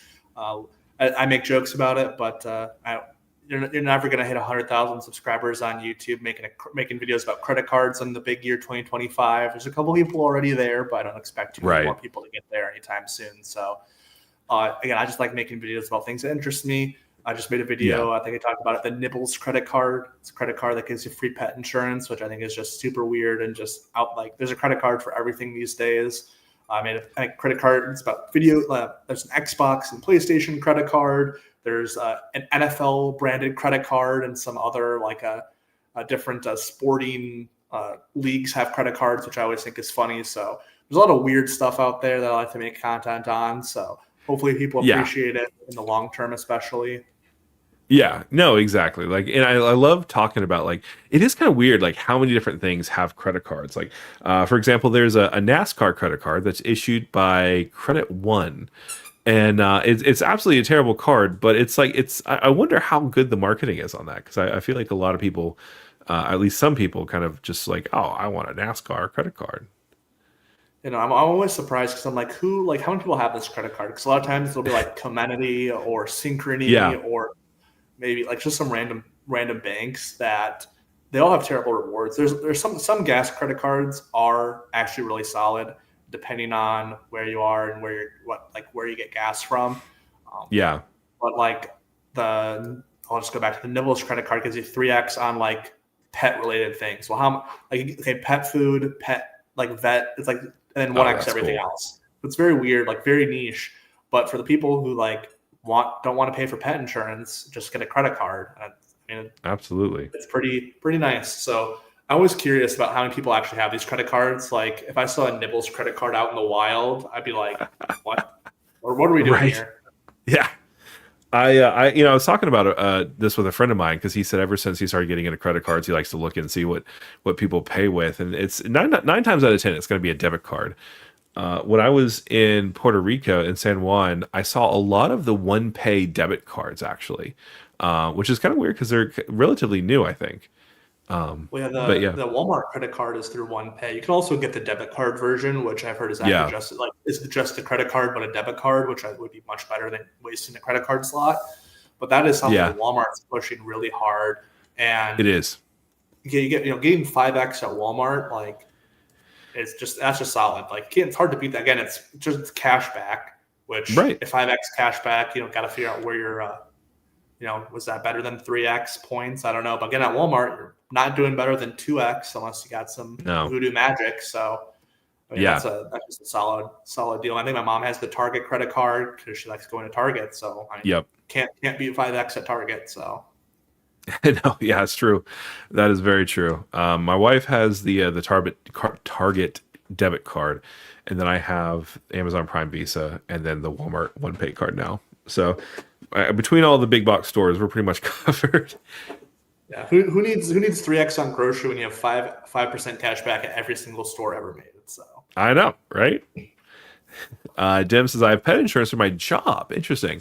About $5 per paycheck. I don't think I've heard about that before. That's company wild. also offers pet insurance, but it's like bad. It's like grooming. It's like nothing like medical, really. It's like extracurricular stuff. So interesting. Okay. I still guess every little bit helps. All right, let's keep going. Background balloon here. I tried pulling a points of Philip credit card strategy this year, and every bank stopped my after 4 cards in 2025. So you're at 824. Okay. So I kind of wonder, how the heck did I open 24 credit cards in the past year? And I think the strategy that I kind of did was I would kind of batch things up a little bit. Like where I'd wait, 2 or 3 months and only get maybe 1 or 2 business cards or something like that. And then once I started noticing that the mailers stopped being for the Monarch credit card or something dumb, and started being for like the City AA card or something like that, then I'd be like, okay, I'll hit 2 or 3 applications and see how it goes. And so like batching every 2 or 3 months is kind of how I did it. But yeah, no, it's bad now. I got approved after my 5th pre-approval try with the Rakuten card, and they gave me $500 as a credit line. So, yeah. I made a whole video about how I only want to do business cards in 2026. And I made a couple caveats. I refresh the Venture X pre-approval tool like every 3 days, I think. It's just like, how about now? How about now? Yep. But I think I'm going to spend like the first 4 months of the year working on the Hilton business, and I'll probably hit up a Delta business just to refresh my Sky Miles, because I do want to fly Delta One, but I only have 35,000 miles, and I'm not flying. Like, I don't know when the next time I'm flying American home for Christmas, so I have to figure out I don't even know when I'll be flying Delta next. So I have to decide if I even want to keep my reserve, but that's a May question. So I'm like, man, I need Delta Sky Miles. All right, I guess I'm going to get a Delta Business Gold whenever that has an increased offer. But after that, I do really want to get under 524 in preparation of a Hyatt card. But the problem is I don't think I can do that in time just because of when I'll go under 524. I do hope that doesn't matter anymore, especially with co-branded cards. Chase is kind of, we still talk about it, but I don't know how much it matters anymore. So we'll see about that. The whole build thing's kind of annoying because that'll shoot me up to 824 when I get my new build card. And I'm just like, that's not my fault. Don't count that against me. I know. I don't want the Wells autograph card, but I mean, the Wells autograph card, it's good if you're looking for transfer partners with low to no annual fee. But I understand. Yeah, I know. If I was starting over and I got a Wells set up, I wouldn't complain. But it's like I have my poor man's Capital One Duo with my Venture card, which they won't give me a Venture X. I'm just need to upgrade that, but they won't let me. It's a MasterCard, unfortunately. I have my Chase set up. I have an Amex card, so it's like it's fine. Yeah, I'm just working sign-up offers anyway. I should probably just cancel all my annual fee cards. There you go. I mean, honestly, I think John R. did a video about that not too long ago where he was talking about multipliers don't matter for him because he's always working on a sign-up bonus. And it's like, it's funny because like my first reaction to that was, no, multipliers matter. And I had to do a little bit of self-reflection because there is probably a grand total of maybe 15 days this year where I was not working on a sign-up bonus. And, it's like, so he's got a point. He's got a point. And when you do the math, like the difference between 2X and 3X is nothing. It is literally nothing. There's no difference. Like it is, depending on how much money you spend, it's like $20 in cash back. And then maybe, if you get 2 cents per point, okay, it's worth $40 of Play-Doh money. So like, unless it's like 4X or 5X because it's more exponential, I think is the word. It scales higher. Right. If you're not getting, if it's not a 5X category, like 4X, you basically, unless it's like an Amex Gold, you don't really have 4X categories. If it's not a 5X category, like I don't care. Like I'll get the difference between 2, 3, and 4X don't matter to me. Right. Yeah. It's 5X, like my chasing to a certain degree. I buy Amazon gift cards, nothing nefarious. I buy Amazon gift cards with my chasing cash to do my Amazon spending. And then I'll have to stop working a welcome offer at some point so I can get through my $1,200 of MasterCard gift cards and just use that for like daily spend. But there you go. Other than that, I don't know. I just don't care about it. Like I'll probably keep my Chase Sapphire Preferred and some version of the Delta card, but until I get I need a credit card with Priority Pass because I don't have PP yet, and no PP, no swag. So yeah. So I have Priority Pass through a number of cards, and I haven't really enjoyed just regular Priority Pass access. So it's like we have 2 Priority Pass lounges we have 3. We have one in the A lounge, one in the B lounge, and one in the C terminal or the terminals. and like one of them is infinitely worse than any of the other ones. And if I'm flying from American or flying from Southwest, it's usually that's the terminal I'm flying out of. So I actually haven't really had a chance to use it very often. But it is definitely nice to have that option, I guess. Like if you want, like, oh, I'm about to go on a flight, do I want a free can of Coke or something? Just run in and grab it. That's definitely not nothing. I know. I love my Sky Clubs. That's the problem is that Yeah, the Sky I Club's can't great. access Sky Clubs if I'm not flying Delta. And I'm like, Right. man, like I would just let me use one of my 15 slots when I don't fly Delta. So I don't know what 2026 will look like for me travel wise, because I already have and I'm going to Vegas in February for a Hilton Grand Vacation offer, getting 100,000 Hilton Oh, points. nice. I'm going to Wisconsin in April for a hockey tournament that I go to every year. I'm going to Japan in July. I'm going to the creator meetup in September. So that leaves a spot open in November for me to do something. And I'm just like, I know I'll probably fly to Minneapolis on some random weekend once somewhere. But it's like, man, I'm trying to look at when I'll be flying Delta next year. I don't think it's going to Yeah. be a ton. So we'll see. Because I'm like, I do want lounge access because I love Sky Clubs. I love getting drunk in a Sky Club. So it's like, Oh, absolutely. I don't know. So it'll be interesting because my annual fee hits in May, so I might downgrade and see if I can upgrade, but we'll see. Because I'm trying Yeah. to think all these opportunities. Like, okay, well, I'm not flying Delta there. I might fly Delta there. So I think I used 10 of my 15 visits this year. So I flew Delta a Okay. decent bit this year, but next year Nice. with my travels, I just don't know if that'll be the Just not going case. to. Yeah. Yeah, I am starting to fly American enough that I'm actually kind of considering getting that the city executive card where it gives you the lounge access, just because it is pretty good lounge access if you're into admirals clubs, which I know some people aren't, but it is really good for families and stuff. That's for sure. But all right, so JB Rothman has. I'm also looking just to do business cards until mid 2027 to get my 524 down from 724. This was a busy year. Yeah, great job on getting all these cards. Hopefully, you got some of the good, really high, solid sign up bonuses this year. We've had a really great year for sign up bonuses, honestly. I know the CSP 100K was just the start of beautiful things. Yeah. I'm still mad. I was very sad. I got my chasing cash for 75K. Next, Oh, 2 days later was 90K. They wouldn't match Yep. the offer. Very sad. But then someone used my referral link, so I was like, okay, I'm over it now. I got 20 extra thousand points. I never reached Yeah. out, so I couldn't thank them, but someone did. So mystery person, forever in debt. But and then Yeah. oh gosh, I got the City AA card. I got denied for it, and then that special in-flight offer link came out. Got that. Nice. Currently working on that sign-up bonus. Amex Green Card got an extra 10,000 points on that. That I only Nice. have $700 left on that one. So it's Okay. just so many points are coming in.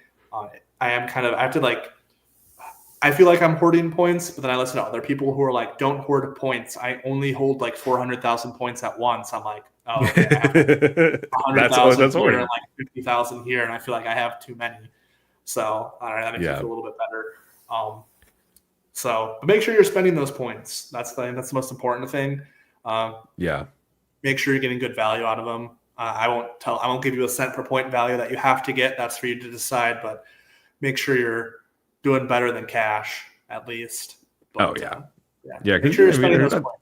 I don't want to see you having a million MR points like John R, who needs to start traveling more. Start spending those points. Yeah, and don't just go back to Iceland. Yeah. But yeah, no, it's funny because I've earned 1.2 million Amex points so far this year, and I think I have 585,000 right now, and I will be using those within the next week or two, just to kind of book out some trips that I have planned for the coming year. But yeah, so trying to use them all. I'm trying to. All right. I had to figure out if I'm going to blow my points. I've been waiting on the Park Hyatt Kyoto for 6 months now. Oh yeah. Patiently. And I have all these That's a Hyatt good one. points. I'm like, I should just book the Park Hyatt Tokyo while I can because that just reopened. I'm like, Yeah. so I'll decide there what I'm going to do there. I also need Hilton points. I just need so many points. Never enough points. Oh, yeah. Never enough. Vincent says, Kirby, we're neighbors. San Diego used to work in Orange County. I guess you can do an Orange County creator meetup. We should. I think there are a couple creators in the area that I should probably reach out to. We can do some fun stuff. Yeah. All right. Michael Simpson, good evening, guys. First time commenting. Philip, but I've been watching your channel for months now and have learned so much. Thanks for the great content as always. Well, Michael, thanks so much for being here. I really appreciate you. And I appreciate you for, being, such a long-standing, subscriber of the channel and watcher of the channel. Hopefully you have already subscribed to Kirby G because he's pretty awesome. I did try to put a link in the description below. I tried to add you on that. Hopefully that works for you. But if not, he's Kirby G's, was it points and miles? Kirby G's points and miles. The best way to find me is just type in Kirby G credit card. Probably see my Delta Reserve video pop off. It was like one of my first videos, absolutely popped off, trying to reclaim that glory ever since. Probably has the worst thumbnail you've ever seen, but people keep clicking on it for some reason. Yeah. But I make about 2 videos a week. I'm not like Phil posting 7 times a day, but I talk about a combination of my travels and kind of think of things from my perspective. I don't do a ton of news, mostly just because I don't like talking about things I don't know about. I've been doing this for about 2 years, like points and miles, life-wise. So there's a lot of stuff I don't know. I fly mostly Delta, so there's a lot of Delta-related content. But I also like to talk about little different tips and tricks I use to save money. And again, I've been lazy, but my next video we'll be working on is how points and miles have helped me max out some investments this year. Oh, nice. I think it'll be a lot of fun. So hopefully that resonates with people. Nice. I love that. I have to say, my day job, I work as a producer for a local news station. And so it's literally my job to sound very authoritative about things that I've learned approximately 20 minutes ago. So, it's just a different approach, definitely. Tonight's Tomato W comment, Michael. Yeah, thank you so much. QC Man, University of Minnesota alum. I'm not sure if that was directed at you. I am. I went for my bachelor's in psychology, minored in philosophy and the sociology of law, criminology, and deviance. Both made up things, really. But I got my master's in human resources and industrial relations. So if you need to dispute a labor thing, I can help you out with that. If you need to bust a union, that is what I'm taught in, really. Not really, but HR is not the biggest fan of unions. So, but it was a lot of fun. Minneapolis, best city in America, hands down, absolutely beautiful. It snows a lot, so I have to deal with that. But if you don't like snow, like you just hate fun, I don't know. Put a jacket on, not that bad. Yeah. But if you ever get a chance to visit Minneapolis, the University of Minnesota's campus is like the most stereotypical like college campus ever. It's like basically just a little hole in Minneapolis where it's just you feel like you stepped foot into like a 90s college movie. So. Oh, that's cool. Awesome. Kevin, I finally got under 524 in October and got the Freedom Flex, then proceeded to get the Atmos Ascent Custom Cash in Altitude Connect in a 2-week stretch this month. Now officially at LOL 24. Round of applause for you, Kevin. It sounds like you're killing it. Yeah, sounds like you're getting a ton of points. Hopefully you got some ideas of where you want those points to go. I'm always curious about like how people end up at the setup they end up at, because people say, well, what's the best credit card? It's like, okay, who are you? Like it all totally depends on how you travel, the biggest thing is whether or not you like to travel. If you fly, okay, what airport do you live near? And that's what's important. Right. Like if I was in Seattle, I probably love Alaska. I'm on the West Coast, so maybe I should like Alaska more. So that's something I've been considering lately, but I'm always like, man, I wish I could like join in on the Atmos fun, but that's just not me. The city hates me, so stay away from them for the most part. But I'm curious when I convert my Barclays AA card over, if they'll give me an actual city card. I know they kind of don't allow that anymore, but it's like I already have a City Platinum Select, so why would you give me another one? Just give me a custom cash, pretty please. Yeah, exactly. I've seen a couple of data points on Reddit of people claiming that they've been able to product change their American Airlines cards specifically to either custom cash or double cashes. And I've been thinking about giving it a shot, but I've just kind of been like, we do fly a decent amount of American Airlines, and like just being able to have access to the free check bags and priority boarding and all that sort of thing, it seems like I like having access to that, and so I don't know if that's worth giving up to get a another custom cache or something like that. It's definitely a conundrum. I know I'm like so happy that when I fly home for Christmas I get a free checked bag, because I'll probably bring no backpack, no carry-on, just one checked bag because of Christmas. Wow. I'll be bringing home stuff, and that way I don't have get that extra leg room because I don't have a backpack underneath and Nice. fit everything in. So that's the plan. That's awesome. I never really thought about that, but when I think about it, like what I usually put on my backpack is, usually my iPad, my laptop. Like if I can put that in my suitcase, I can pretty much just work off of my AirPods and my phone for those flights. So yeah, I might have to give that a shot in the next my next flight. Oh, I know. I backpack. I hate bringing it. Like I hate having a personal item. I put everything in a carry-on, or I go over that. Like it depends. But like when I fly home, I'm like I'll do a checked bag because like whatever, I can wait a few minutes for the bag. But yeah, no. Yeah, there you Leg go. room is the most important thing on the flight. Yeah, exactly. Absolutely. Michael continues, joined the credit card community this year and I've become addicted to all the rewards. I've opened up 15 new accounts this year and I'm looking forward to lots of free travel next year. Hashtag subs. Well, 15 new accounts. You are definitely in the Hall of Fame, Michael, for opening up new accounts. I will ask you, if you're still on the stream, what is your favorite new account that you've opened this year? Hopefully you didn't show How off. many accounts for player 2? So it's gotta. That's true. If you're gonna put you in the Hall of Fame, if that's 15 counts yourself, or if it's 8 and 7, might have to put you in the Hall of Very Good for now. Fair. I will say when I start to get to this amount so last year I think I was not nearly this advanced, but I still was like 12 opened for the year. I started ending the year with like my Synchrony cards. That's where I got my Virgin Atlantic card. And honestly, like I'm kind of thinking about the Cathay Pacific card, which sounds just out of left field. But my wife and I were trying to do a trip to the United Kingdom next year.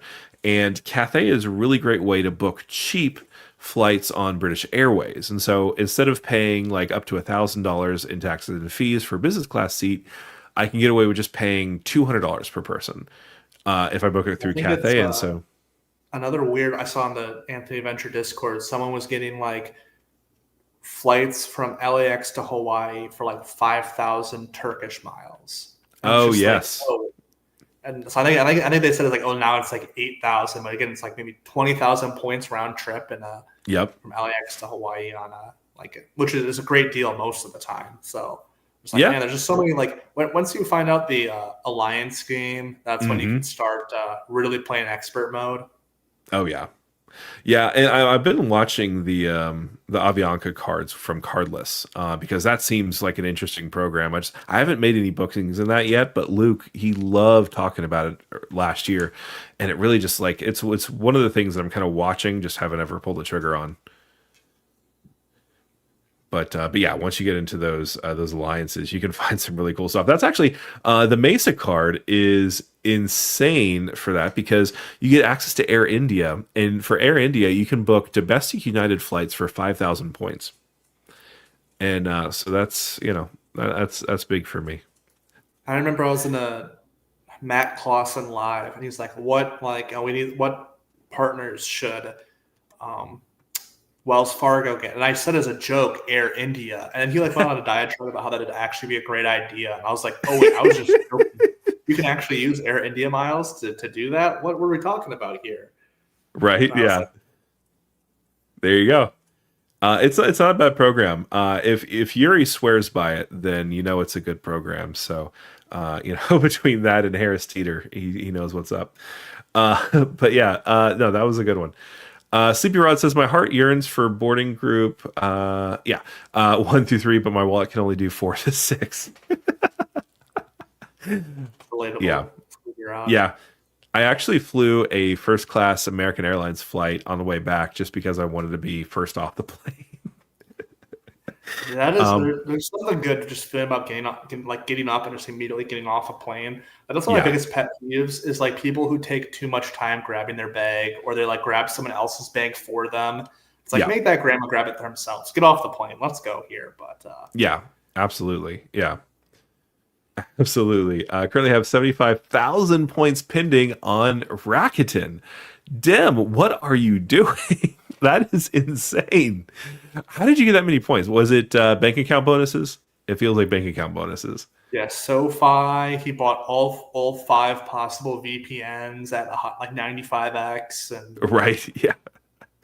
Honestly, it's funny. So like the big Capital One offers that come up, it's usually for like AT&T or T-Mobile or something, and I'm like, what if I just like switched my phone provider for like a couple months? Like I feel like that could work, I see the next message. He says he's been booking stuff on Viator for 12x.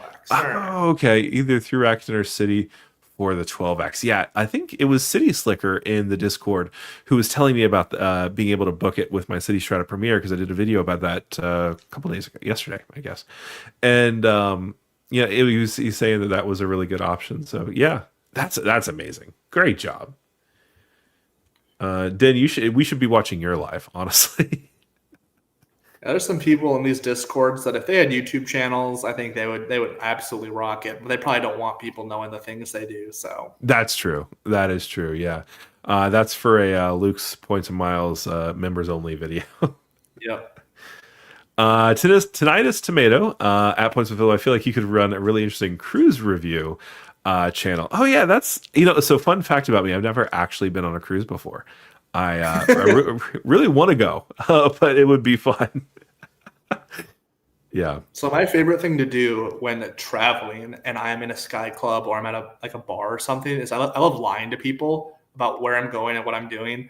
So nice. I had this old couple absolutely convinced in the Sky Club in Atlanta that I was on my way to Bhutan and that I was flying to India.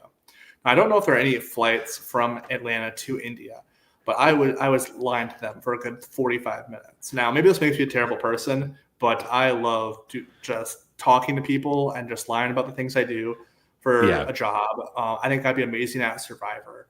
I just love just having conversations with people and just making things up. Nothing is better than talking to a random person in the Sky Club and claiming I work in like AI or something. And I'm going to some conference and I'm doing some random thing. So be like, I'm a tech millionaire. That's why I'm wearing my hoodie at the Sky Club. I do look like a bum in Sky Clubs. It's funny. So Key got on me on this because I think I said it on the live stream, maybe it was with you, about how like I feel like at Sky Clubs I just feel like a bum all the time, because we always have like, Jeff, senior VP of sales in his little, Enron, polo shirt and his khakis and his, athletic shoe Oxfords that, super duper, actually look professional apparently. And, it's just like, it's wild because like when I'm flying in, maybe I'll have a polo on, maybe a sweatshirt, and some shorts. And I'm just like, I don't have enough corporate experience to be here right now. No, at best I have a hoodie on. It's more likely like sweatpants with like a hole in the crotch properly that I didn't like notice. And I'm like a t-shirt that I've been wearing for like 36 hours straight. And I look like a bum in the Sky Club, but that's all right.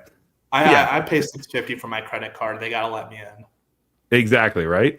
We're still just getting the free beer and wine out of our little plastic cups. So we're fine. Yep. All right, Sleepy Rod. Personally, not a fan of Viator/TripAdvisor. Almost every time I've done a tour through them, the price on their website is a lot more than if you book with the tours directly. That's a fair point. That's Sleepy Rod. You can get 12x Rakuten. Just think about it. More points. Yeah. All you have to do is spend more money. Tonight's minute potentially discuss individual cruise lines and their reward programs. Yeah, it's funny. So I've been looking in this a lot, and when Anthony Venture did an interview with Rich with Points, and if you haven't subscribed to either of those people, do that. But he was asking him about like how do you pay for the cruises, and because it's either Virgin Voyages, which you can use with regular Virgin Red miles, or you pay in cash, or basically through the Chase portal back when they offered the bonus or the boost. Now it's pretty much just like, and I think he did say he pays cash for a lot of his cruises, which is surprising to me that it's not like a transferable point thing. I do know there are cruise credit cards out there. So Yeah. and they must have their own currency or loyalty program. I do think I've watched some stack your points lives where Kit Kat is in the Discord. Oh, yeah. Kit Kat. He has booked cruises using United Miles before. I don't know if that's something he can still do. I do know he's talked about doing that in the past. Yeah, that's right. I do remember seeing that. Yeah. I'll have to look into that. But yeah, no, it's well, so I have the one pay card, and that gets you on Expedia, I think. But I don't know if that lets you book the cruises. But even still, like it's a limited kind of ecosystem thing. But yeah, no, it's there was a lot of discussion. I think was it Carnival that recently like destroyed their reward program? I know somebody. I know they like changed a bunch of rules and stuff. I don't know about the loyalty program, but yeah.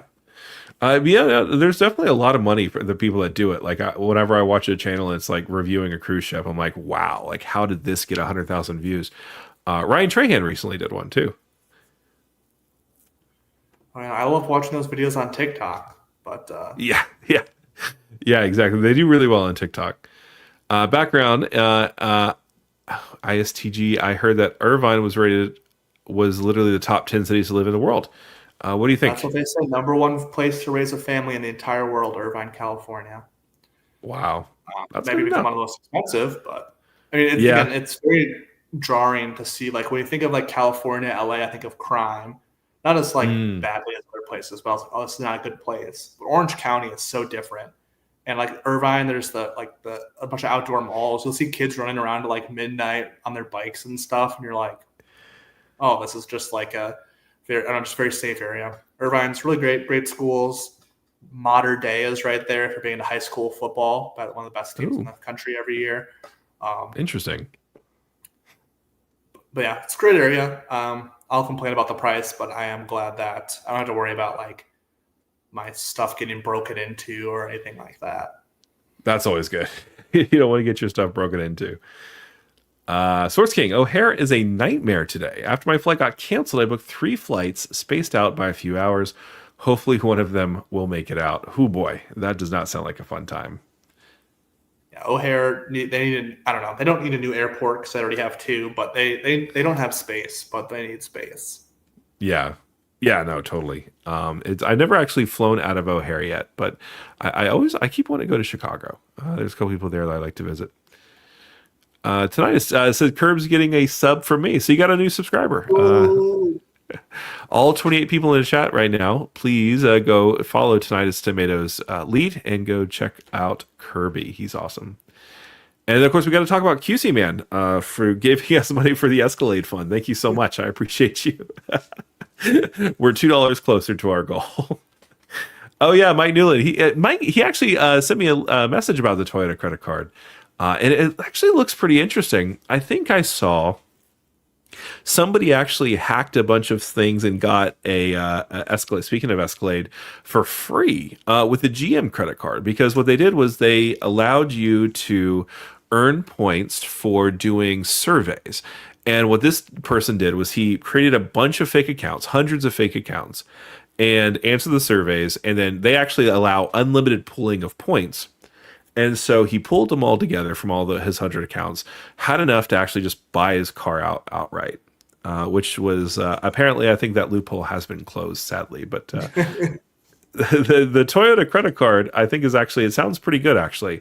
I haven't done a video on it yet, Mike, but I definitely should. It's pretty intriguing. I did a video on the GM card, so I might as well. Of cards to talk about is car cards. Yeah. There's actually a pretty decent car amount. cards, and the other one is phone cards, like the Oh, AT&T yeah. Verizon card.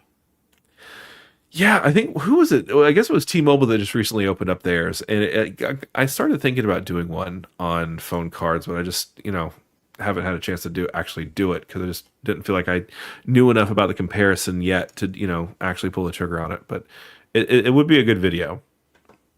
Oh, this is a good question. Sleepy Rod, what is the worst credit card you guys have applied for? I don't apply for bad cards, no, because they're all great with the welcome bonus. I don't know, probably like the Barclays Aviator Red, or Oh maybe the yeah, Chase Freedom. And that card is kind of buns, to be honest. It's probably my runner. The only card I regret getting, just because I don't like.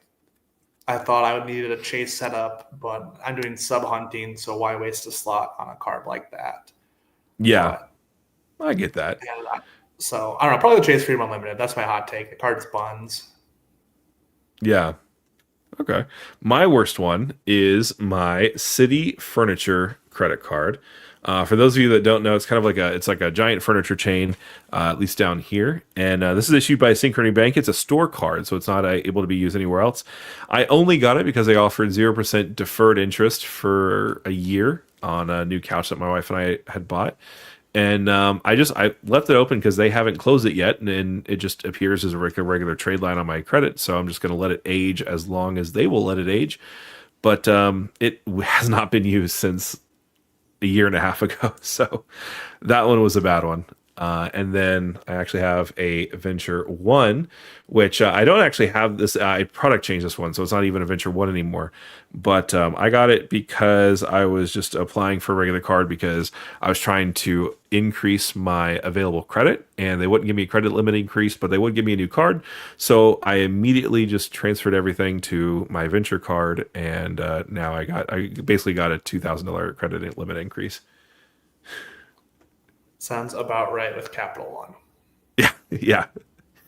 And then the NHL credit card, I think that is a Credit One. Credit One has some interesting cards, actually. I've long thought about doing a video talking about them. Yeah, all of like 99% of their cards are bad, but like there's like Yeah, I think I talked about the NHL credit card briefly, and it's just like you get like 5% cash back at the NHL store, and it's like you normally buy your jerseys on Fanatics anyway. You don't use the NHL store, so right. it's like, But again, Yeah. if you love jerseys, 5% is 5%, I guess. There you go. I do remember the Platinum card used to have jersey insurance. John Lang talked about it, and I actually looked at it. It's not currently, I haven't seen it in the terms and conditions, so they may have removed it. But at one point, they offered it, or if you got a jersey, or in like someone like switched teams, or like got fired or something within like a year after you bought the jersey, like they would actually just like refund the cost of buying the jersey or something. It was kind of crazy. That's like the best thing ever, to be honest. Bring that back. yeah. Biggest reason to have a Platinum card, honestly. Dim says, my next door neighbor is on the board of Synchrony Bank. I asked her if she holds any of their cards while walking my dog the other day, and she chuckled. Enough said. Yeah. Oh, that's right. Amazing. Yeah. Dim, I can imagine that your neighborhood must be pretty nice if you're on, next door with someone on the board of Synchrony Bank. But yeah, it's funny because they keep sending me that the X5 one. And every once in a while, the marketing is like, should I get this card? And I'm like, what am I doing? It's $95 for something that earns I think it's like 5x on the first like $200 of spend on something. I don't know the specifics, but it's not a good card, but it's their best card. And so they really kind of doll it up. Yeah, no, I'm always like shocked to see how many terrible credit cards are out there, just like waiting in the wings, just like some random bank. It's like 1% everything, $95 annual fee. And I'm like, what are we doing here? Yeah, exactly. Background is cooking right now. I mean, if you really wanted to get a fun load of engagement, pull a John Lang and upload a video titled Only the Top 1% of Billionaires Get Away with Doing This One Almost Illegal Thing. Let's talk about the John Lang video. So he did a video a couple weeks ago, maybe last week, And it was like, these are the things that the top 1% do with their credit cards. And it was just kind of a rehashed video of something he did a couple of years ago where he talked about, like, these are the things you do to get value from your platinum card or something. And it was interesting. It was clever framing, but he did get roasted in the Discord for it. What do you think about that?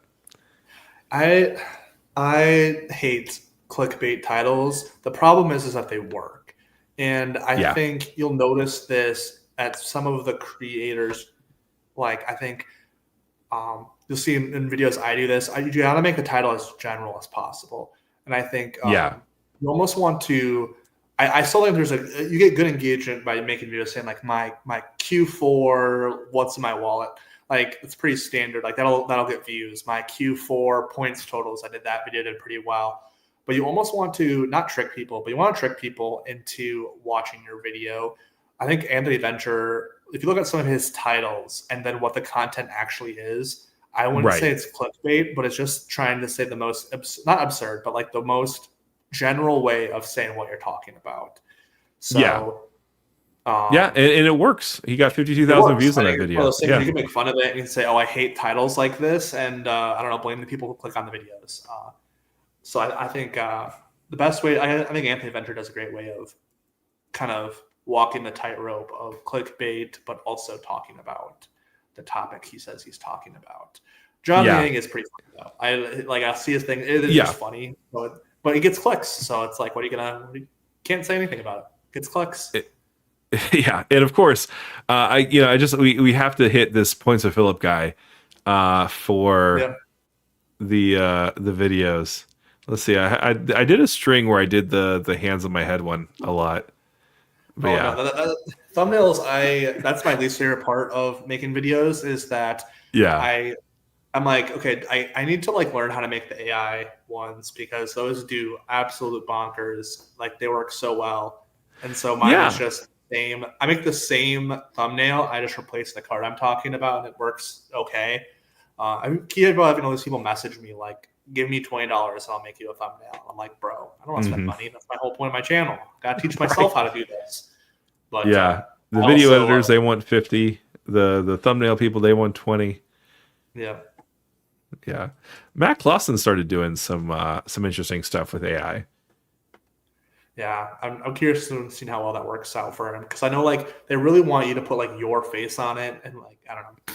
Yeah, I need to learn how to do that, but that's I'm too lazy. That's why I only have 250 subs and not like 5 million like Anthony.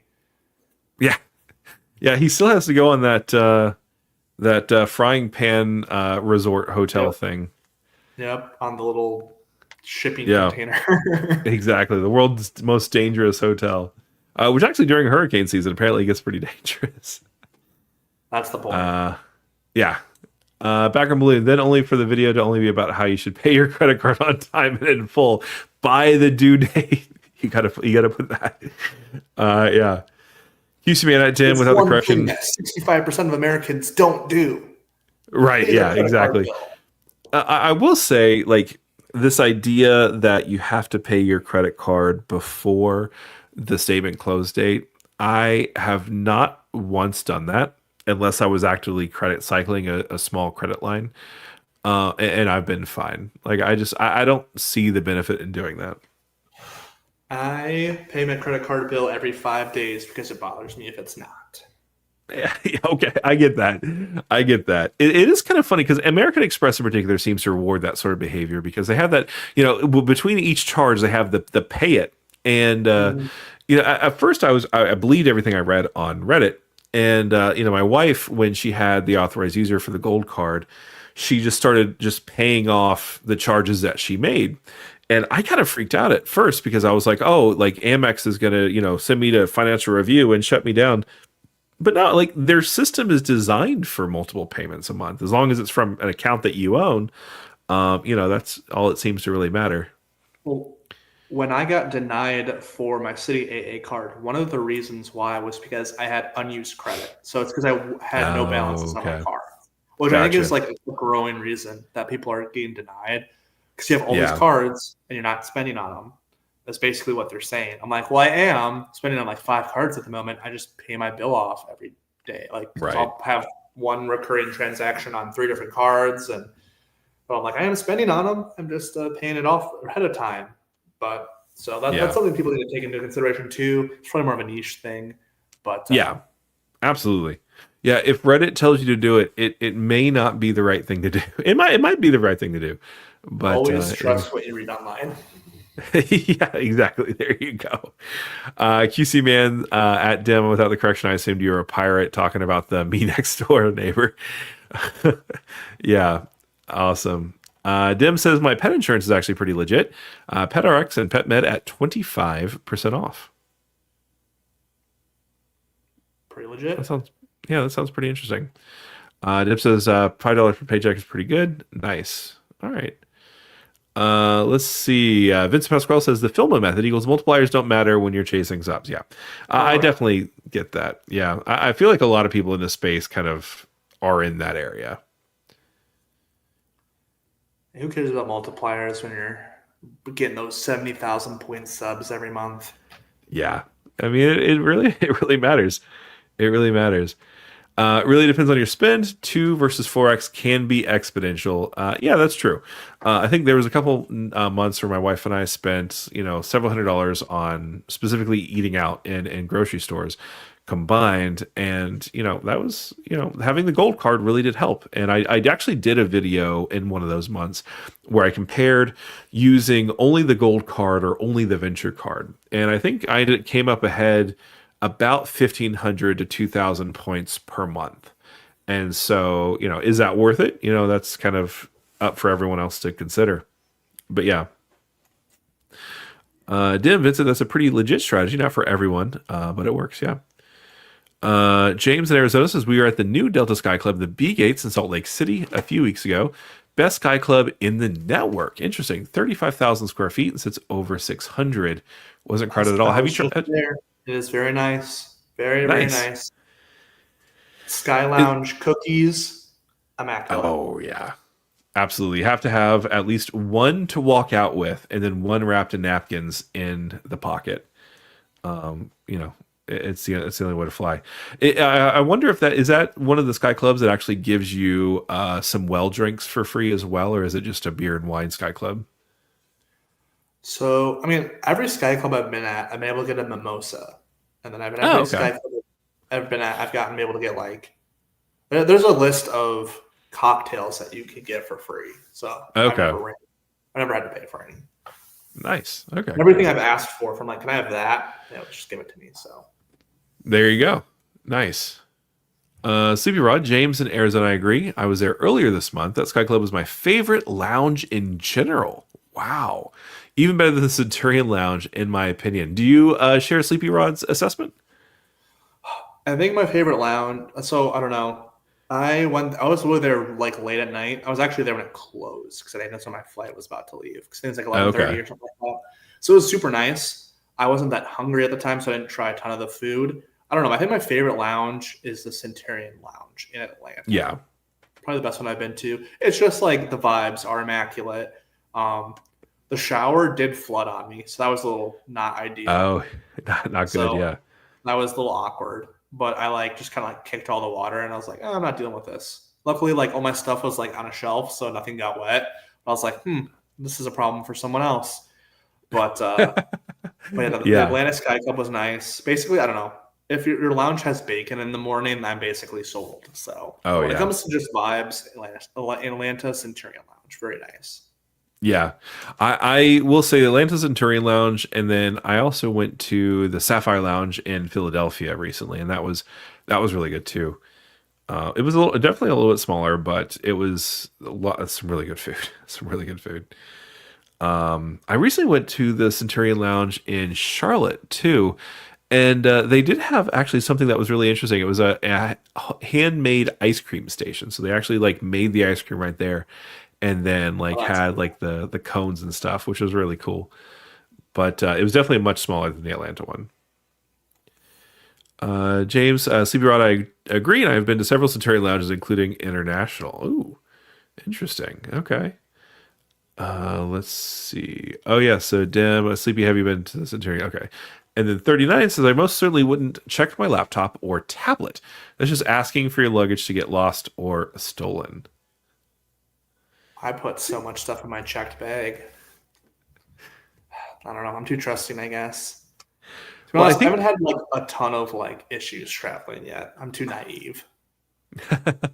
Well, I think if you're if you ever end up relying on the lost luggage insurance with the Platinum card or some of the other cards, I think they actually have differential limits based on carry-on or checked bags, and I think it is higher on carry-on bags because of the computer expectation.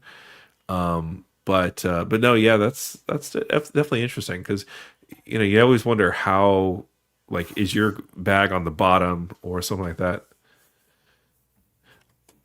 All right. Okay. So, sorry. Go ahead. No, I'll just say I do not think I have ever had to deal with any like insurance claims. Yeah, on my credit cards. That's good. That's really good. Michael says all 15 cards were opened by myself. My two favorite cards, the Amex Gold and my Rakuten card, both have been big earners for me. I opened up my cards like Philip in bunches. Okay, awesome. I have to say welcome to the club. I don't actually have my physical Rakuten card, but I do have my physical gold card yet. But I love the Rakuten card. I'm already halfway done with my sign-up bonus, and I've had it for about a week. So, fun fact, actually. Throwing money on the fire. What was that? Just throwing all the money in the fire and getting all these subs. Yeah, exactly. Fun fact about the Rakuten card. So because I only have a $500 credit limit, I tried to go ahead and just like pay it off, like after I, some posts, like some charges cleared. And it actually gave me the available credit like immediately, despite the fact that the account was opened less than a week old, which is almost unheard of. But Imprint, they're like, okay, yeah, sure, whatever.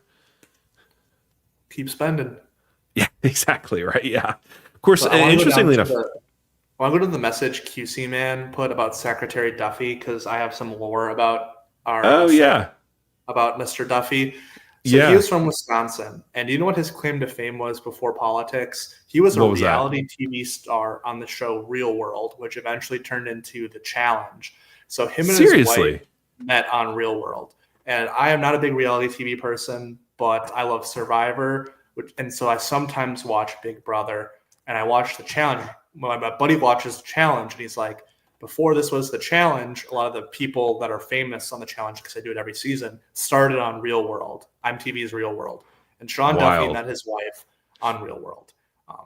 Some famous Wisconsinites. According to IMDb, you are definitely correct. Wow, he was on known for the wedding video, where he played himself. Okay. Okay, so there's just a bunch of like TV appearances, but if you go back, all the way back, apparently, yeah, the Real World right there. That is wild. Yeah, it was like a reality like TV show, kind of like Big Brother, The Challenge. If you watch that, they basically just put a bunch of people like together. I know it's like I won't talk politics, but I know his wife got in trouble for some of her comments on the Real World back in the late 90s and stuff like that. So it's just some funny lore about some Wisconsinites. There you go. All right.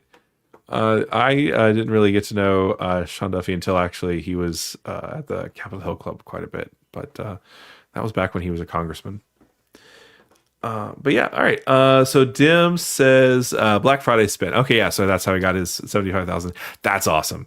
I think there was something that I did recently. I think it was 12x back on Brooks Brothers or something. I picked up with one of their quarter zips on like literally 75% off, and that was nice. But I haven't really gotten a whole lot of other things. Well, some Amazon stuff. Have you had any Black Friday wins?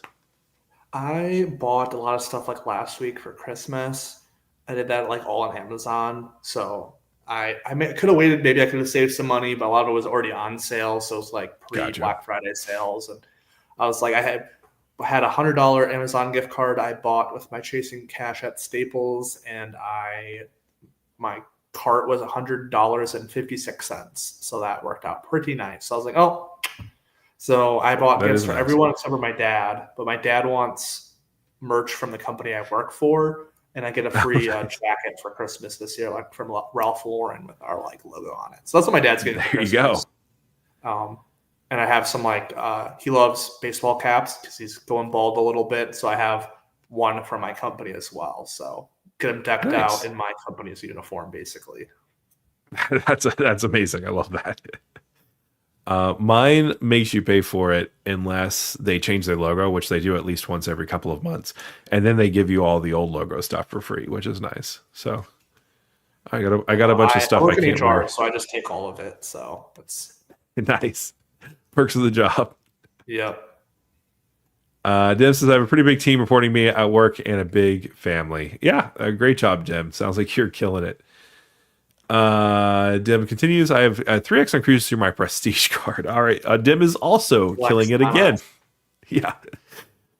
Subtle flex. I was able to actually see a prestige in the wild. I think it was Gary at the Creator Meetup showed me his, and I was like, man, that is the GOAT right there. So I used to work at McDonald's, and this is like what got me interested in credit cards when I was like 16, and then I only had one for like 5 years, so not really. But I loved working the drive-thru and seeing what kind of credit cards people would give. And it's also like, oh, there's a gold card. Ooh, fancy. Oh, why does Amex have a green card and a gold card? What the heck? And then you see mostly debit cards. People would put like Pokemon cards like on top of their debit card or something like that. But I did see in the wild a Centurion card. Yeah, that's at McDonald's or until years later. Because I was like, "Ooh, why? Okay, Amex has a black card," and I realized what that was.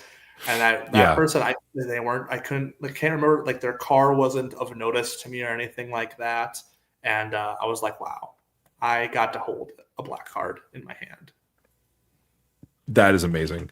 So my first year of college, I decided I was going to be a marine biologist, and so I went to the University of Miami.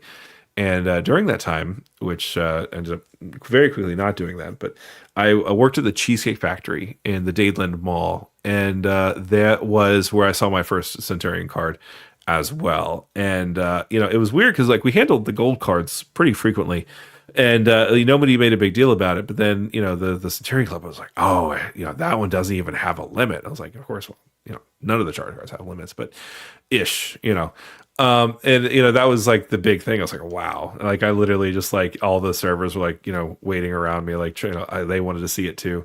And that was kind of crazy. And I was like, yeah, this is badass. Only a $5,000 initiation fee and a $100 a year fee. Exactly. I mean, honestly, it's funny because I actually have a couple friends of mine who recently got very high paying jobs. And, I asked them, because they're actually in the realm where getting a Centurion card is feasible. And, I was like, are you going to try for it? And they're like, nah, not really. We don't need, because I think the only real benefits you get other than the cool, slick little, the bracelet that also has your chip on it is better access to the people that do stuff for you. And it's if you already do your own stuff, then it doesn't really matter that much. Yeah, it's just better concierge, really. Yeah. All right, let's see. I have a few clients that have Centurion cards, really overrated.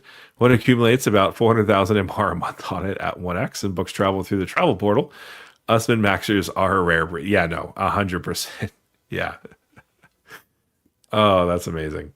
We have some things. Let's see. Free. Freddie says free. LOL dim. QC Man says there was a guy who used to pay with his Centurion card all the time when I worked at Starbucks. Cool guy, very hot girlfriend. Wow. That's amazing. Living the dream. Yeah, seriously. Although, it's funny because I actually we pay with our gold card, but we reload the gift card in the app at $100 intervals because that's when you get the 1 to 2 or the 2x of the Delta points. So basically every dollar I spend at Starbucks, I'm getting 6x Delta points essentially if I transfer all my MR points to Delta. But yeah, no, that's amazing. This is a good question. So Michael Simpson, thanks so much for still being here, by the way, has a question. And we may actually end with this. I know we're kind of getting into 2 hours. Probably both of us starting to get a little tired. I know my dog definitely. Perfect timing. Oh yeah, and so we'll definitely plan on like wrapping up the next couple minutes. So if you do have a question, go ahead and get it in. We'll try to get to it. But we're definitely going to talk about Michael Simpson's here. What credit cards are on your list to apply for in 2026? What's on your short list? So I was really hoping the Hilton cards would have their free FNC cards. So I made a whole video about I only want business cards with the caveat of I don't think I mentioned in that video, but if the Hilton free FNC cards come back, like I'm hopping on at least two of those if possible, if I could time it Absolutely. out. But I will be probably applying for the Hilton business card like January 1st, probably, or depending on when I get my sign up bonuses that I'm currently working done, because I think that has an increased welcome offer of 175,000 Hilton points until January 12th. So I'll probably apply for that next. I can like keep all my credit bureaus frozen, complete ghost card. And then in probably like March is when I'm expecting the Delta cards to have an increased offer. I'll probably apply for the Delta Business Gold card and then rock those two welcome offers until something crazy comes out. Again, if the Hilton FNCs come back, I'm hopping on that immediately. If the Venture X pre-approval tool works for me, even if it's only 75,000 points, like standard offer, I'll hop on that immediately. But do want to kind of only focus on business cards in case of a Hyatt premium card. But we'll see. I think my trip to Japan is like the most important thing, so I want to make sure I have all the points for that. Yeah. That's like number one priority above everything else, and then I'll make everything else work after that. That's a good priority. I think so for 2026. So my wife and I'm definitely planning on asking her to apply for the Venture X. We're just kind of figuring out, like, we're trying to end, at least one more sign up bonus, and then hopefully the Venture X will still have the 100,000 point sign up bonus. So we definitely want to get that one in. And then, I have a problem in that I have a 5 credit card limit with American Express. So right now that is the Aspire card, the no annual fee Hilton card, the Delta Business Gold card, and then I have the Blue Business Plus and the Blue Business Cash. And so that's my limit right now. And so pretty much I will be able to cancel the Blue Business Cash January 10th. And basically, once I cancel that, I will be eligible. Like, I'm going to leave that spot open for when I'm eligible for the Marriott business card with American Express, because like I'm hoping that sometime next spring it has a 5-night free award, which I can use for our trip to Europe or anywhere really. And so that's kind of what I'm trying to do. I'll be eligible for that sign-up bonus in February. And so that's my big thing that I'm thinking about. I will definitely give a shot to the Built card. Whichever one kind of I can be approved for is going to be a big deal. And so that's going to be a big, kind of question for me about the Built card. And then pretty much I want to try to do, I'm going to see if I can get a sign-up bonus for the Morgan Stanley version of the Platinum card. If I can, I'm definitely going to make that the card that my authorized user is a part of. And so essentially what that means was that will allow me to not have to pay for the additional authorized user fee for that. And then I definitely will plan on downgrading my current Platinum card and then see if I can get a re-upgrade. So I might actually have 2 personal Platinum cards next year, which might be a little bit much, but if I can work the credits and the sign-up bonuses, it might be worth it. It does look like Kirby may have fallen off. It looks like he may have fallen off, but I'll definitely answer as good as I can. But yeah, so I think that's pretty much early on. I definitely might try another stab at the Business Gold card, and that's all. That's pretty much all I have planned for right now, honestly. We'll see if hopefully the city starts to like me, because I really would like to. Here we go. We got Kirby back. Kirby, you're back. Yes, my laptop did die at 9%. I'm sorry about that. Super lame. Oh my goodness, that's crazy. I was just talking about end on QC Man's question before I hopped off here and enjoyed the rest of the night. Oh yeah. QC Man's question is awesome. First of all, Mike Newland says thank you. Thank you for being here, Mike. I appreciate you. QC Man says most overrated card you have, had high expectations for it, but it's been a relative disappointment. I mentioned this earlier, but the Chase Freedom Unlimited, buns, absolute buns. 1.5x. Come on, what are we doing here? Come on, Chase, get with it here, please. Yeah. Okay. I like that. Where do I want to go with this one?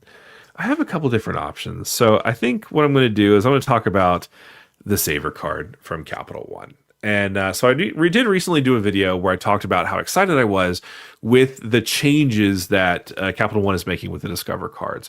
And I think one of the things that I liked about it was that you could do the potential for 5x, transfer it maybe to Venture. But here's the thing. The Saver card is great. It's no annual fee, no foreign transaction fee, and I pretty much only use it when I'm overseas. The only problem with this is that Capital One is the only ecosystem I'm in that doesn't give you easy access to domestic transfer partners. And so it's becoming kind of an ecosystem I'm kind of de-emphasizing, which is a big deal. But yeah, no, the Saver card is definitely going to be kind of my most overrated card that I have because it's supposed to be amazing, right? It gets 3x on dining, on grocery stores, on entertainment purchases, but in reality, I haven't spent a whole lot on it at all because I do use my YouTube Premium on it, but even then, every once in a while, it codes as 1x, and it's like, does it matter if I? Yeah, exactly. What's the point? I'm the same way with the Saver card, especially because I have a Venture and not a Venture X. So I had a Venture X. I could stop sub hunt when I'm done sub hunting. I'd use the Capital One Duo, but the Venture card at $95 just offers you nothing. There's no $50 hotel credit. At that point, I'd be like, okay, I'll bite the bullet for $45 a year to have transfer partners. But yeah, no, it's just Capital One just hates people who pay their credit card bills on time. They do. The only time I've gotten substantial credit card or credit limit increases with Capital One is when I was carrying a balance. So it does tell you a little bit about them. Michael Simpson says Q1 2026 for me: Built Card, Hilton Aspire, and the Delta Gold. Yeah, that's a solid lineup. I'm surprised that you were able to open 15 new accounts and didn't get any of those. That is surprising. Hopefully they approve you for them, but right, yeah. I mean, the Delta Gold ones and the Hilton Aspire, as long as you're in whatever limit of credit cards American Express thinks you should be in, it should be relatively easy to get. Whether or not you get the sign-up bonus is a different matter. But the Built Card is kind of be an interesting little question mark to see how open cardless is with it. Like, will they just immediately deny me because I'm at literally I think it's like 1624. I don't know if cardless can handle the Built customer base because it'll be their. I think I read it somewhere. It'll be their most there are more people have the Built card than have cardless cards and overall. Yeah. So. And when you take a look at cardless cards, it's like they have the Avianca card and they have, I think, it's a couple other smaller airline cards, and then they have, I think, the Simon Malls card. And so none of these cards are well respected or well used. Mm-hmm. So yeah, no, 100%. There's going to be some customer service issues once this happens. Well, I think I have to end it there, Philip. But I just want to thank you for having me on. No, thank you so much. I appreciate you. A couple hours. I'm always welcome to entertain the crowd with you. Yeah, thanks so much for being here. I really appreciate you being on and kind of sharing your Saturday night with us. You've been awesome. This has been a great conversation. All right, it looks like he is done. Thanks so much to Kirby, but we're still here. But yeah, no, Michael Simpson, great job on that. That's a solid roadmap. Dim Business Gold is so underrated. Yeah, it is surprising. I got it originally just for the sign up bonus, but with the Squarespace credit, it's actually kind of becoming a little bit compelling for me.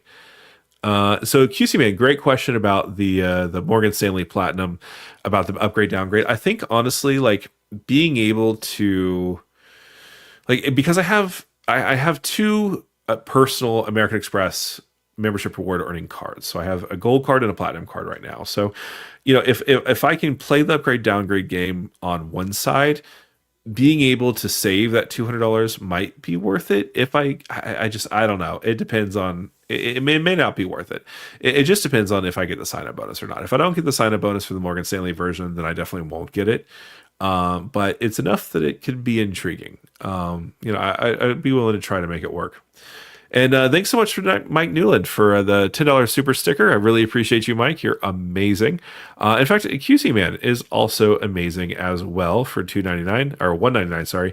And then, of course, can't leave out J Rods, who became a YouTube member. So thanks so much for doing that as well. I appreciate every single one of you guys. You have been an incredible community so far. I can't thank you guys enough. But sadly, I do end up, my dog is definitely wanting me to go on another adventure, and so I'll have to leave it here. But thanks so much for being here. We will be here again tomorrow at 4 o'clock. We're going to be on with Daniel at Card Smarter, and he has a pretty interesting little discussion as well. So that's going to be really fun. But anyway, thanks so much for joining me, and I can't wait to see you guys until tomorrow. So see you then.